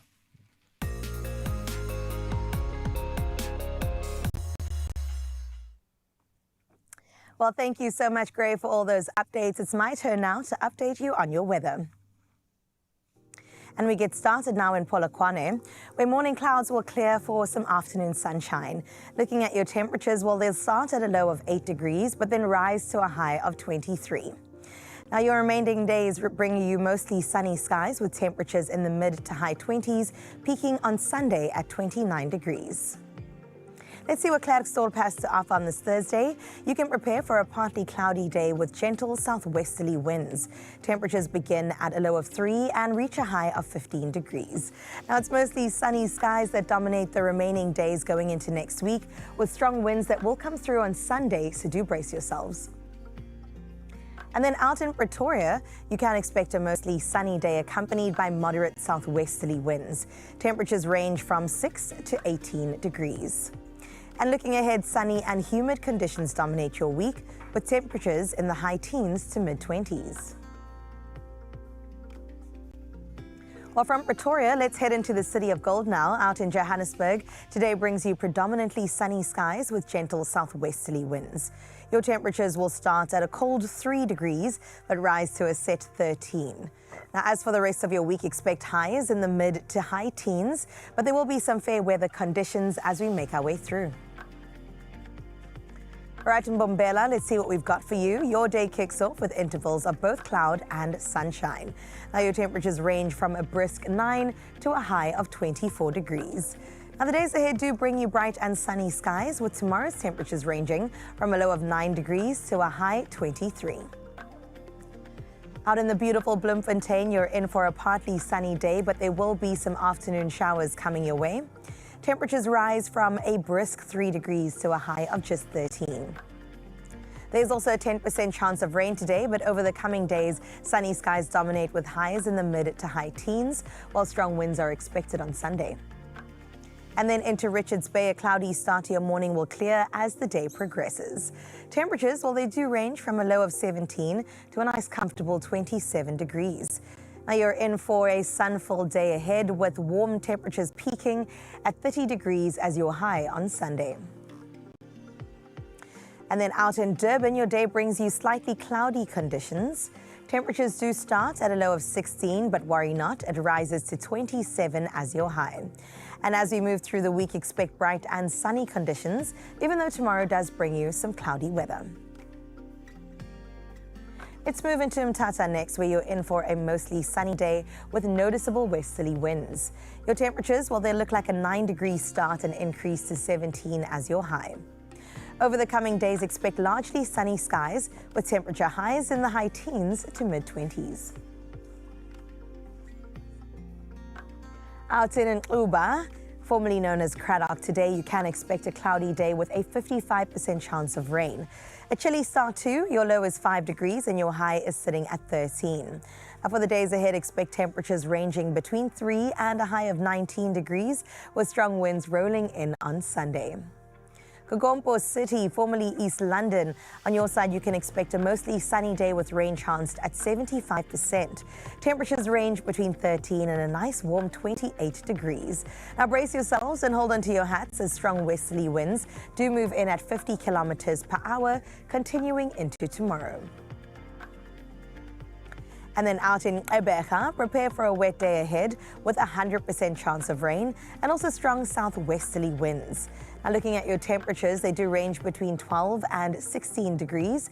There is a 100% chance of rain today, but from tomorrow it goes down slightly, sitting at a 65% chance, clearing up by the weekend. In the gorgeous George, today brings you heavy downpour chanced at 90%, and they'll also be accompanied by gentle southwesterly winds. Your temperatures range between 10 and 14, and then looking ahead, temperatures will stay in the mid to high teens, with Sunday also expected to come with some strong winds. Let's see what Cape Town is looking forward to. Your day brings you partly sunny skies with morning showers expected. Now temperatures will range between 12 and 19 today. And in the coming days, expect mostly sunny skies. While Sunday does take a turn, it's going to be cloudy and rainy with a 95% chance just in time for Mother's Day. Out in Sutherland, prepare yourselves for a cloudy day with rain forecast at 20%. A cold start to your day, a freezing 0 degrees is your low, and it rises to a cold 11 degrees. Now the coming days brings a brief wet weather break before rain returns on Sunday, sitting at a chance of 90%, and that will continue into the new week. Out in Kimberley, a partly cloudy day is what you are in for with afternoon showers forecast. Temperatures range from a crisp 3 degrees to a high of 14. Now the days ahead bring you mostly sunny and humid conditions with temperature highs in the mid-teens to lower 20s. Now let's end off our stop in Uppington, where you'll start your Thursday off under partly cloudy skies. Temperatures start at a low of 4 degrees, but it does at least climb to 17 as your high. Now the days ahead bring you mainly sunny skies, with tomorrow's temperatures ranging between 6 and 20 degrees. Chilly weather across the country except for a couple of lucky places.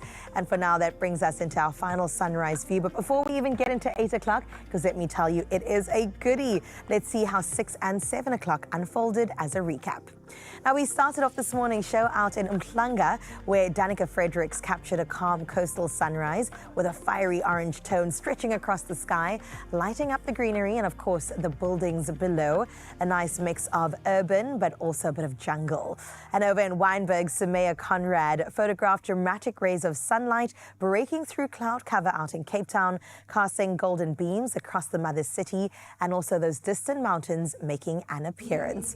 A definite 10 out of 10 view, but let's see if you've done better, Mervyn Fenner, who came through from Peter Maritzburg and captured this vivid burst of orange and red light glowing beneath dark morning clouds. The silhouette also just shows the neighborhood in the far distance. Absolutely gorgeous views all the way around. In fact, you all definitely go on our imaginary Expresso wall of fame.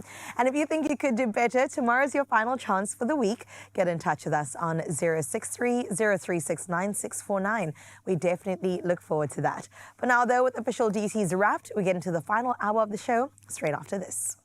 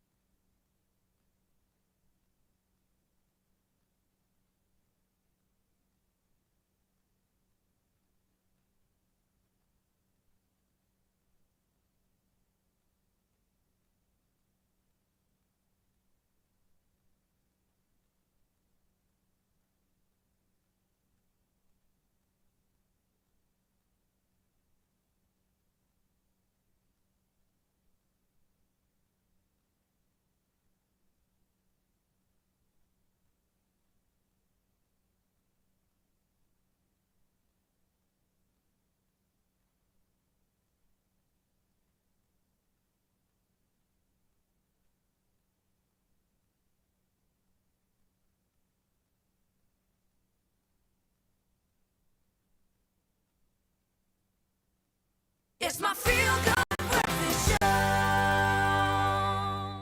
Well, welcome back and thank you for joining us on your Feel Good Breakfast Show. We're into the final hour and right now, of course, that entertainment box has to be ticked. Now, after a sold-out debut run, Shaken Not Stirred is back. And this time, it is definitely heating things up at the Baxter in Cape Town, just in time for the Mother's Day weekend. Now, award-winning actress Lenita Crawford steps into the role of Catherine.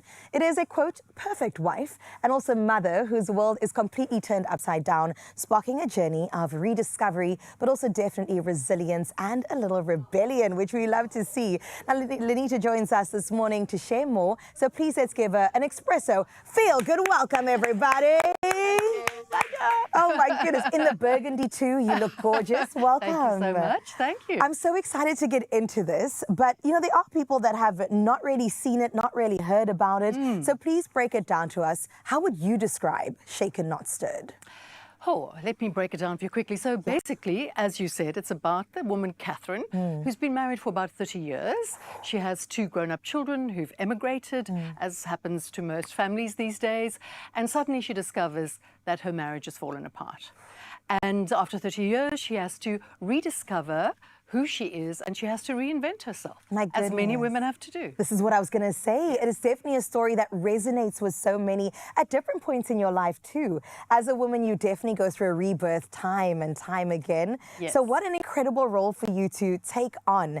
And I know that you kind of balance so many emotions and handled it with a lot of grace too, like betrayal, identity shifts, which is a huge one, and then of course rediscovery. So what drew you to this role personally? Well, what happened is I was talking to a friend who was busy going through a divorce after many years of marriage, and we were sharing stories because I've also been divorced. And I said to her, you know what, I think we should write a play about this. And she said, I think that's a fabulous idea. Turn it into art. Yes. And obviously, as you said, like it's a woman who's now, you know, going into her late 50s, 60s. And she said, I know just the person who can write the play for us.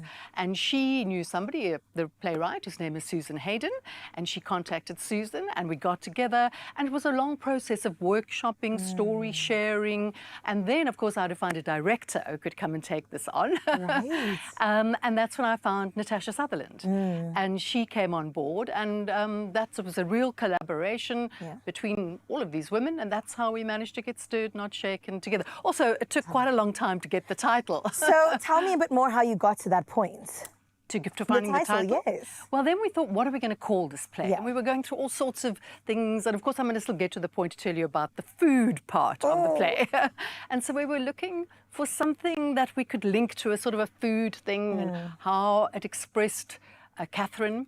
So it's called Stirred Not Shaken because she's stirred by the various events in her life, but not shaken. Right. I love that. Okay, so introduce the food concept. What has that got to do with it? Well, so when she decides to think about what is she going to do with her life, now that her kids have gone and she's no longer married, she discovers, well, or she decides that she wants to start cooking again, which is what she did before she got married. She was a food editor and worked with doing recipes and various things.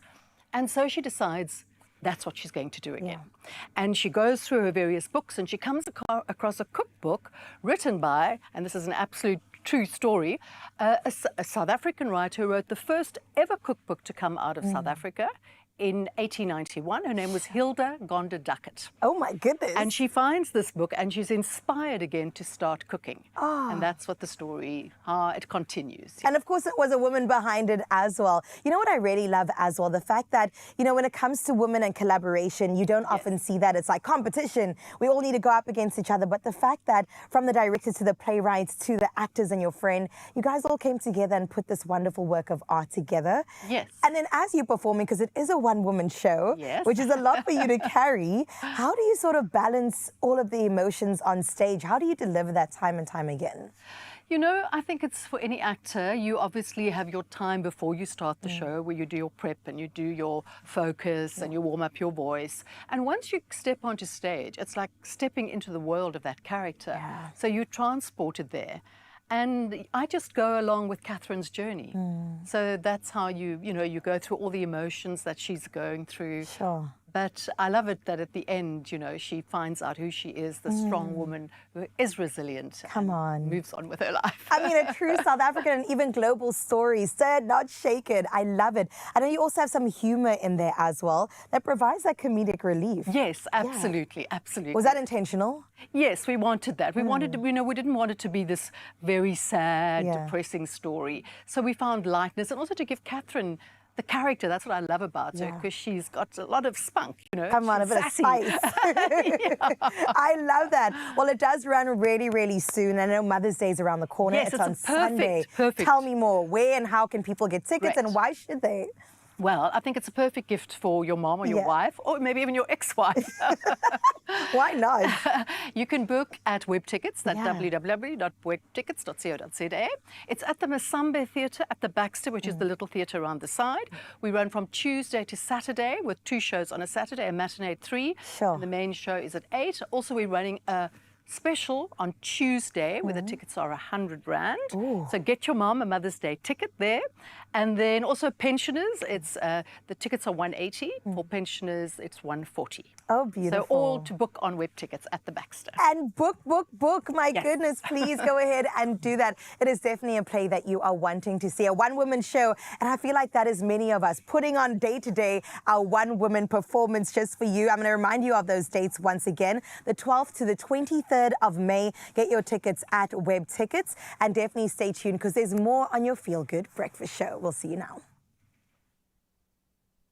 Well, when we say more, a whole lot more. In fact, a very big payday could be awaiting you if you play your daily lotto today for their estimated 450,000 Rand jackpot. And then add to that the new Daily Lotto Plus for an estimated 150,000 Rand additionally added to that jackpot this Thursday. So please don't waste time. Get your tickets as soon as they open in store. You can go online right now, nationallottery.co.za. You can use their mobile app. You can use your own cell phone banking setup. And we'll keep reminding you on the Expresso socials. So hopefully you'll stay glued to that for the rest of today. And just get yourself in line to win.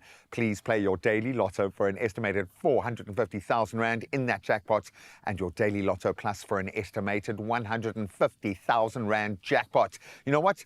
Everyone would get their flowers if I had that kind of bank, but moms deserve their flowers come Mother's Day, and we've got some inspiration after this.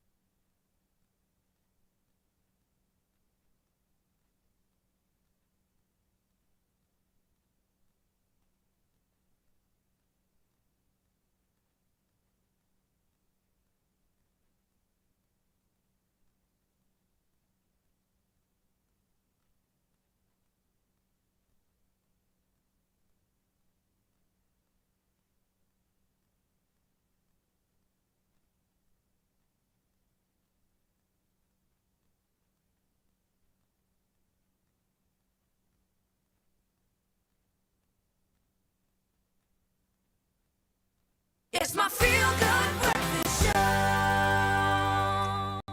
Welcome back. Nothing says I love you, Mom, quite like a beautiful bouquet of flowers. I mean, look at these flowers. It's gorgeous. So let's celebrate Mother's Day with blooms that speak from the heart. Please, and there's so many. Those tulips in particular, they're talking. Beautiful. And as always, Woolworths has a beautiful selection of fresh cut flowers and also house plants. Let's not forget about that. That will make you the perfect Mother's Day gift come Sunday. Oh, it is. It's spoilings, unlike any other, because there is a time gateway related to flowers that make them so magical. You appreciate them more. You get that bloom. You just get to create. If I had to put you on the spot, though, would your mom go for bouquet of flowers? Beautiful, really expensive. Would you go for a house plant? Would she go for one particular flower? What do you think? Well, she loves a tiger lily or just lilies in general. Wow. So a bouquet of that with a few other things. I'm seeing it over there.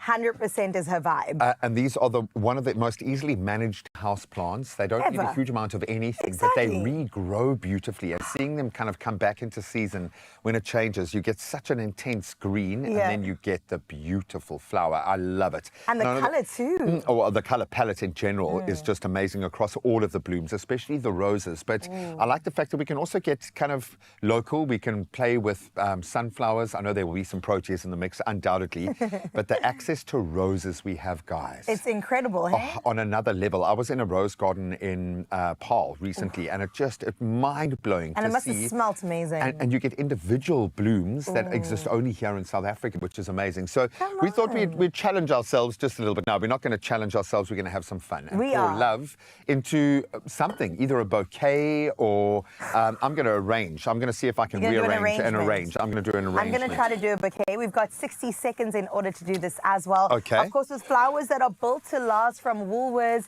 guaranteed to last as long as they say on the label. And of course, they love local out at Woolies. 90% of the flowers are grown in South Africa. Like you said, Gray. So Proudly let's so, bring yeah. on the timer. Go for it. So you're working with tissue paper, which I find almost impossible. I feel like this is a bad idea. Generally, when I do a gift bag with tissue paper, I'll go through about 5 sheets. Right, and then before. realize that it's just about just shoving it in and then just putting the thing inside with it. But I like the way that you can combine things that might not necessarily feel like a display. Like this looks like spinach almost. Very, very cool. Okay, are you ready? I feel like you've kind of started already. Wait. So No, it's the ergonomics. I'm figuring it out. Now you understand my pain, okay? As a male growing up in an all-female family, life has been difficult in this space. Okay, 3, 2, 1. Let's go. All right. I believe at the center. Oh, you just went right in there. I went right in. Go for You it. mentioned it, and it caught my eye. It is beautiful. I think I'm also going to go for. I like an unopened flower that can. Right. Once it's Take got its place there time. in the home, it now reveals exactly what it's about. And Auntie Sue, does she like a house plant or? I would say plants more than flowers, but she has graciously accepted all of the flower arrangements that I've given her. And generally, I follow what I absolutely love. Yeah. Can I steal some of your tulips? Because I think those are bring that absolutely over beautiful. to you. Ooh, we lost one. Oh, it's all right. Hey? I will steal. I want to say there's something about the tall poppy syndrome. And the thing with the flower arrangement is you can keep revisiting it, changing it up, something your mother will probably do herself anyway. And you just have fun, include the love and the light that you like. What I quite like about the 10 tulips... seconds. I know. If ever, was it possible to put the love of a mother into... Oh, and as he says that, a flower falls from its bloom. Absolutely beautiful. And you can really, really start to express yourself. Actually, as much as this doesn't look anything like a professional bunch of flowers. It does, Graham. It's minimalist, and it very much does represent me. You or your mom? I could have just taken this whole thing. Now, with my mom, it's always about us. And it's about the grandkids. It's never about herself. Yeah. So I love finding ways that she can express herself so that my kids can start to get to know her like I understand her. Right. I think it was that phase of life where I forget or realize now that she was still a young adult as I was kind of moving into that space of becoming a kind of a young teenager, boy, young man. young and man. we became such good friends. And I remember those, I would often be coming home and she'd be getting ready for work. And those conversations, as she was kind of, I can even remember the feeling of the quilt that she had over her bed. Oh my goodness. That feeling, it was always so cool. And those were some of the most comforting, beautiful, grounded chats Tactile that I've ever had. memories. Yes, there was always a floral, but what I remember in that space, green everywhere. She loved her houseplants. So let's do that. Let's feed into what they love. Yeah. Maybe remind our moms of how they think about themselves, because I doubt they've thought about that for a while because we get in the way. That's true. I love that, man. Well, there you have it, a display and also a bouquet for inspiration for you. Plenty of beautiful fresh cut flowers and, of course, the houseplants to spoil your mother or even a special mother figure in your life with. Yeah, all are welcome. So keep an eye out for some combo deals from Woolworths if you want to get a lot more creative than we are capable of, including the Arum Lily and Besties box. And this is only 270 Rand, and it's a lot of impact. In fact, you're going to save nearly 80 Rand, 79 Rand and 98 cents to be exact. But the valid offer, valid until the 10th of May. So you don't have a huge amount of time, obviously that being Mother's Day, but you can find T's and C's at woolworths.co.za. And plus, we always have something in it for you. We've got a 1,000 Rand Woolies gift card to give away. Now, to enter, go ahead and visit the Woolies competition post on the Expresso Facebook, X or Instagram pages and just answer this question: which flowers from Woolworths would spoil your mom or mother figure this Mother's Day? Don't forget to include those hashtags Woolies Mother's Day, and that competition does close at midnight today, the 7th of May, and T's and C's can be found on our website. If you say baby spinach, I'm going to actually allow it. I might actually allow it. Now, these just are, like it. it's absolutely beautiful. Get natural, lean into the outside spaces, bring some of that green energy inside.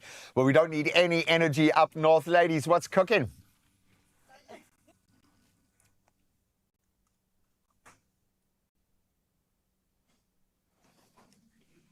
Oh man, it's such lovely things happening, all in the name of getting ready for Mother's Day. We're absolutely loving it. And look, if on Sunday you have no plans just yet, you've come to the right place at the right time, because the ultimate way to spoil mom this Sunday, the place to be, is the Johannesburg Zoo, as it transforms into a celebration of music, family and feel-good vibes for its annual Mother's Day concert. That's 100% true, my friend. Joining us this morning is someone behind the magic. His name is Nkosinathi Mzila, the manager for customer service at Johannesburg City Parks and Zoo, and he's here to tell us what to expect this coming Sunday. Everyone, let's give him a feel-good welcome, please. Nkosinathi, how are you? Yes, thank you. I'm fine yourself. We're good. We're so good. We're excited for Sunday. Let's talk about the lineup. We've got Bongi Archie, we've got Amifaku, we've got Matthew Moore, we've got the Sword, we've still got the orchestra. How does a huge flagship event like this obviously help with the zoo's mandate of conservation? It does do a lot of wonders in terms of our mandate. We are participating in all the activities that are designed to make sure that we keep the animals that for future generation. Some of these animals may not be known by the next generation if we are not there to conserve them. So our activities are designed towards making sure that that generation benefits from our efforts that we are doing it this time. Through Reverse the Red campaigns that we do at the zoo, we make sure that we reverse those animals that are going extinct. And they become live again. Oh, I love it. The Johannesburg Zoo is so amazing. I literally went there with 5FM just the other day, and we got to see all of these wild animals, and I felt like a kid again. Yay. It's absolutely amazing. So well done to everything that you guys are doing, Nkosinathi. But talk to us now, because of course, this is honestly something that is so big, something we look forward to in terms of this event. But this year, it's touted as an extended program. What does that really mean exactly, and what are we expecting? Last year, or previous years, we just focused on the orchestra led by Richard Cook. But this time it's even more exciting lineup that we have put in store. Like you've mentioned Amifaku, The Soil, Matthew Moore, and a lot more of artists that are adding into and appealing to the young generation. Because with that kind of lineup, everybody has got more to celebrate and more experience to gain from that interaction at the concert. And I love what you guys did. You guys were like, let's get all the mother's favorite people. Yes. From The Soil to Matthew Moore. Well done. It is such a solid lineup. Okay, and then let's talk about, we're celebrating our moms and our grannies this week, Sunday. But what's the hospitality plan looking like? What's the program there for grannies specifically?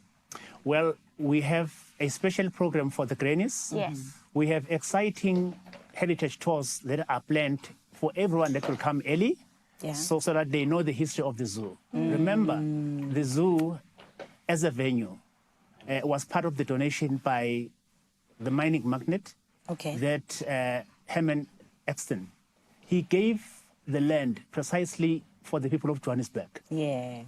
Not for power, not for profit, purely and simply for joy. Yeah. So when we host these events, we are basically telling people that as you are walking in those gates, yes, you are walking into the love letter written over 122 years. I love it. That's beautiful. But we were speaking off air. You said that low-key, the grannies have their own VIP section. Talk to me about that. No, the grannies will have their own dedicated space. Yes. And to enjoy music. Yes. And remember, we preserve the memory of 3 generations. There are grannies who visited the zoo when they were young girls. Special. And they've then taken their children into the zoo. And now they come back holding the hands of their grandchildren inside the zoo, walking in the same path. That is how memories are created. So we are creating family memories for all the people who love the wild. That's beautiful. And Nkosinati, well done to you and the team. You've put together something that we genuinely can look forward to, so we cannot wait. But how can we make sure that we are there? Where do we purchase tickets? Web ticketing. You go to web ticketing, and also you can come and buy it same time on site. There will be vendors, there will be tickets at the door. Ticket at the door. Okay. You are most welcome. Yeah. The grannies are also paying less, 80 rand.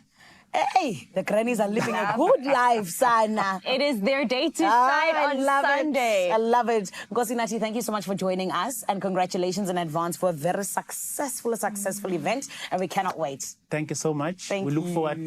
Just before, I just want to say happy Mother's Day to all the moms who are viewing this show, and for Sunday in particular. Beautiful. There you have it. Happy Mother's Day from all of us here at Expresso. Remember, you guys can catch that concert this Sunday. It's going to be an incredible one. 100%. Zoo gates open 8:30. Yes. Don't be late in the morning. Live performances from 12 until 4 p.m. To secure your spot for this unforgettable celebration, my friend, grab your tickets now at Web Tickets. Adult tickets only 150 rand for children, and pensioners though it is 85 rand. Forgive me. There we go. Right now we're going to take a quick fast ad break. We're nearly at the end of the show, but remember, we've got a jam-packed one all the way till 9 a.m. We'll see you soon.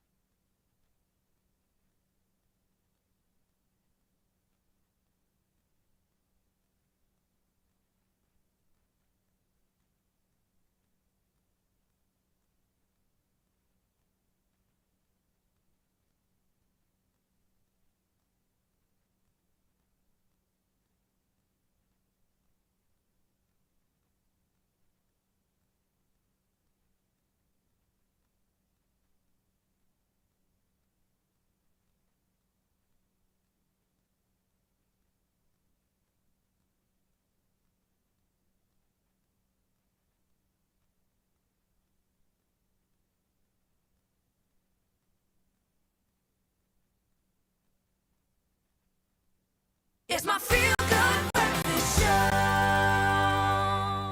Welcome back. I don't think any of us are ready. I've been contemplating this. It's going to be the best season ever I of agree. Tropica Island of Treasure. It's given South Africans a direct line to the island of reunion, now that we know that it is. Come on. And over the past few weeks, we have showed exactly how big the celebrities are and how crazy this season is going to be. I mean, we're all anticipating the moment from Cape Town to Joburg, Durban, and finally Pretoria. We have seen such beautiful, bold personalities as you've shown up. Big moments and people stepping up to take their shot.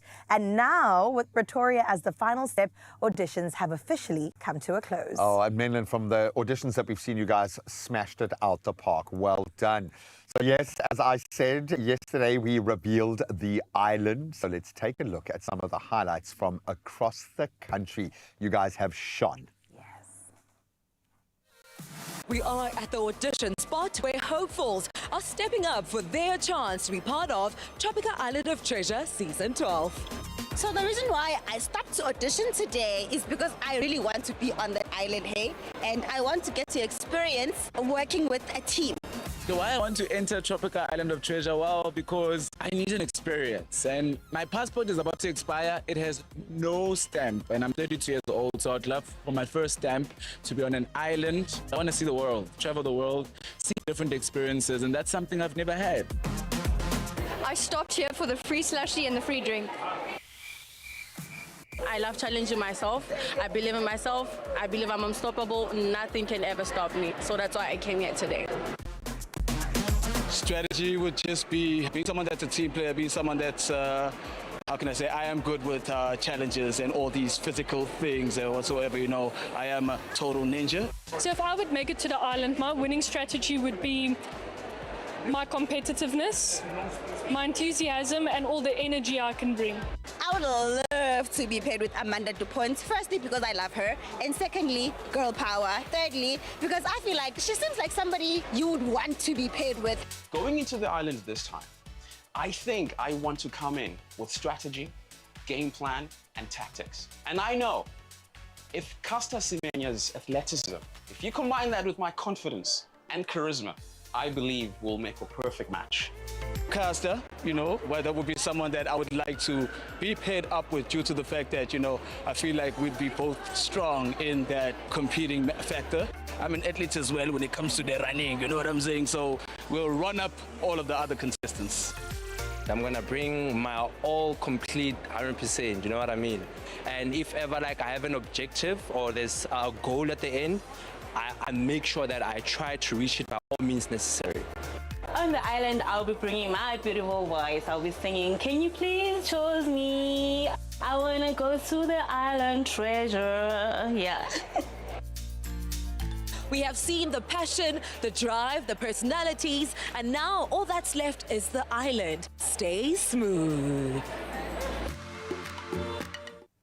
I don't know if that congrats helped to those me guys. or made it more challenging. The selectors are going to have their work cut out for them. The hard part from all of the entries across the country, and you guys really have stood up, only a few of you are going to make it through to join our amazing cast of celebrities on the Reunion Island, which looks epic in itself. So you're going to have to wait, like the rest of us, to see who gets selected. And we are trying hard to find out. Trust me. Oh, my If we gosh. know, we'll let you know, okay? Who is going to walk away with that golden ticket. Because listen, the island is set and the next phase of the journey truly begins. Cheers to you.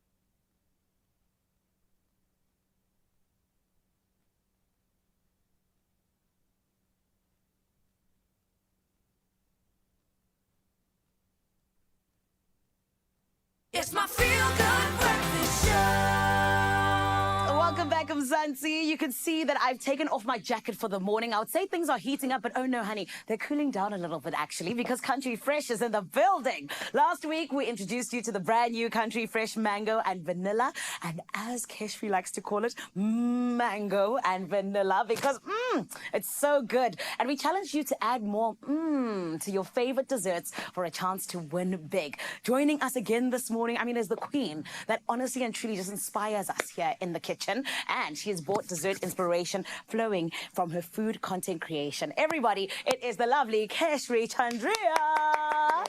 My Keshri, how are you? Good, and you? I'm amazing, thank you. I'm all the better for seeing all of these delicious things in front of me. My babe, you called it a tres leches. Yes. Yes. So a tres leches, or AKA 3 milk cake. So Yeah. today we are making a mango and vanilla tres leches. What it is, it's a very light sponge that's soaked in a 3 milk syrup. Yes. And now ours has the added advantage of using Country Fresh mango and vanilla flavored ice cream, and it just gives it such a good flavor and adds some creaminess to it.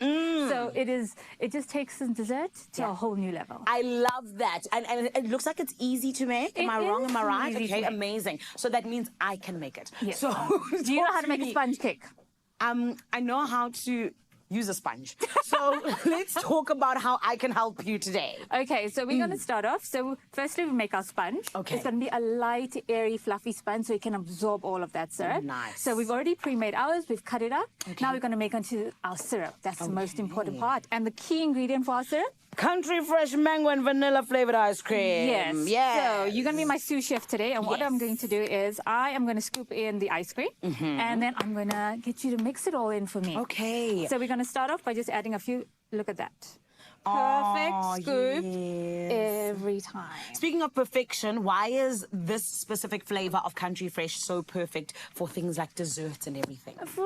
With this, I just think it adds an extra layer of flavor. Yes. Like with the tres leches, right? You've got a normal 3 milk cake, which is it's a good taste, but it's also very basic. Now when we add the Country Fresh mango and vanilla flavored ice cream, it just elevates it. It's a deeper flavor. It adds this nice, rich creaminess to it. So that is what I love about it. I love that. So you can add in, so I'm going to pop in the ice cream, and then you can add in we're adding in evaporated milk and condensed milk. Okay, is that the evaporated milk? So that is evaporated milk, and that is condensed milk. So I know the difference, Mom. I'm very, very impressed. Thank you. I'm also impressed with myself. Okay. Can I add it already? Yes, you can. Okay, I just amazing. pop that Here in we there. go. This already looks so... I can even just eat this. Just like that. It already looks delicious. Can I use this? Yes, and then we're going to pop it in there. Amazing, amazing. Here we go. And then we're going to add in our pot, and you can start mixing. Okay, all so right. this is our evaporated milk. Yes. And you're just going to give it a good mix. Lovely. Okay. Let's hope I can do just that. You know what I mean? Stir it all together.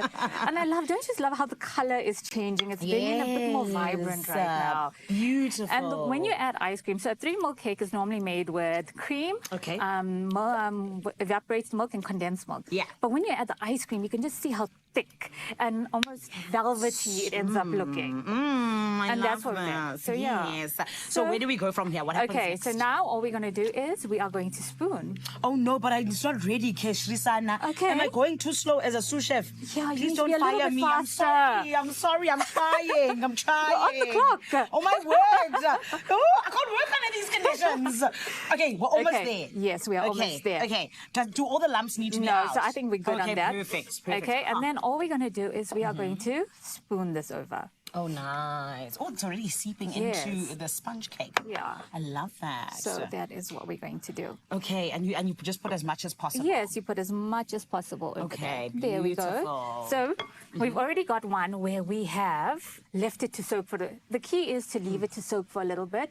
So the sponge just absorbs all of that flavor. Yes. We've got one where we've already let it soak for a bit. Okay. Look at that. You can just see it. Once it soaks, you can see how it gets a little bit bigger. The texture changes it a little bit. And now we're going to top it off with some cream. My Would favorite you like part, to do the honors? Of course I would, Keshri. Don't even ask me twice. There we go. And no one believed in me. I'm going to make everyone proud. Okay, here we go. We can do this.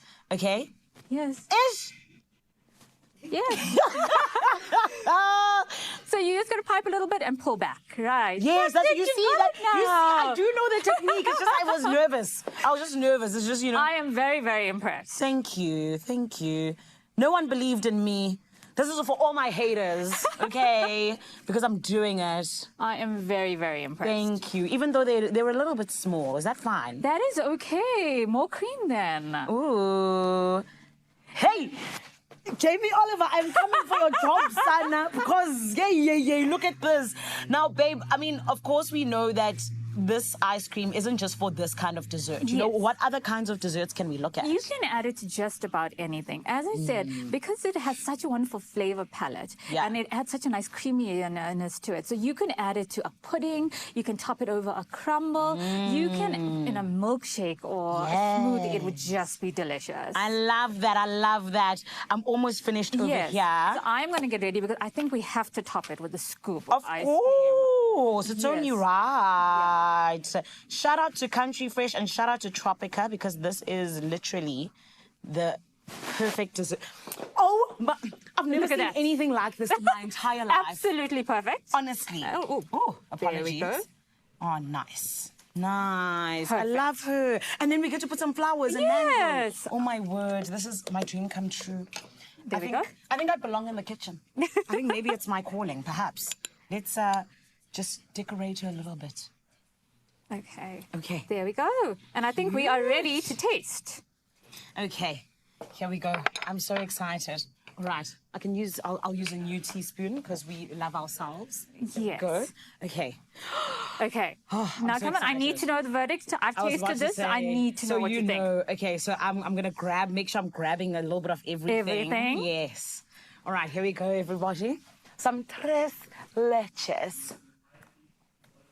Can you taste some mango magic in there? That is so good. It's so delicious. It's so creamy. Yes. It's also got a sweetness to it, but it's not too sweet. Exactly. You get the mango flavor coming through. Yes. Oh, Kishri, well done, my babe. Thank you.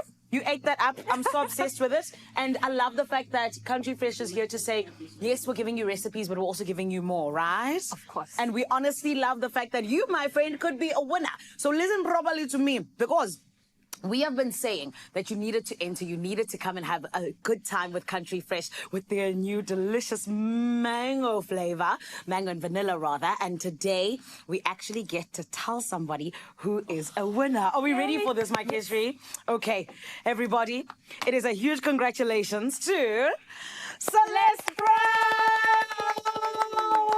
for winning. Let me quickly just read it over here.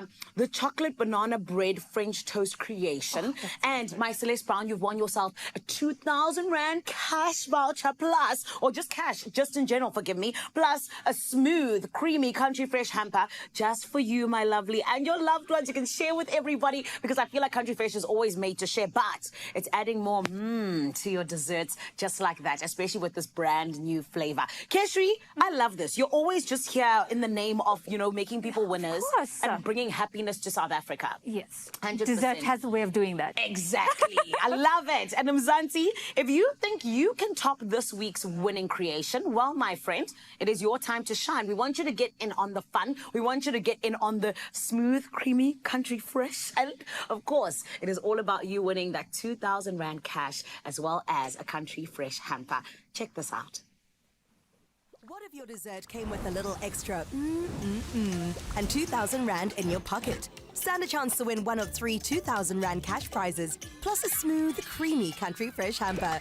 To enter, post a pic or video showing us how you add that extra to your favorite dessert using Country Fresh mango and vanilla alongside your pack. Tag @CountryFresh_SA and @Expresso Show and use hashtag #CountryFreshDesserts. Competition closes midday 20 May. T's and C's apply.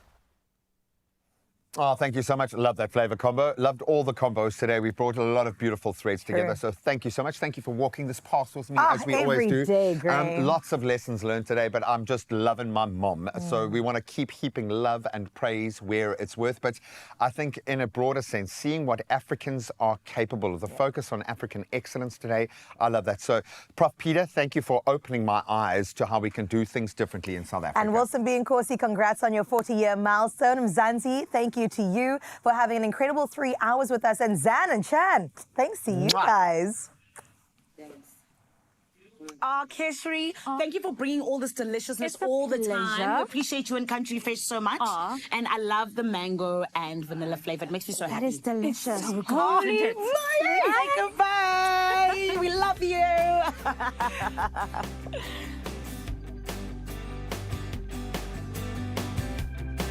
Another feel-good production.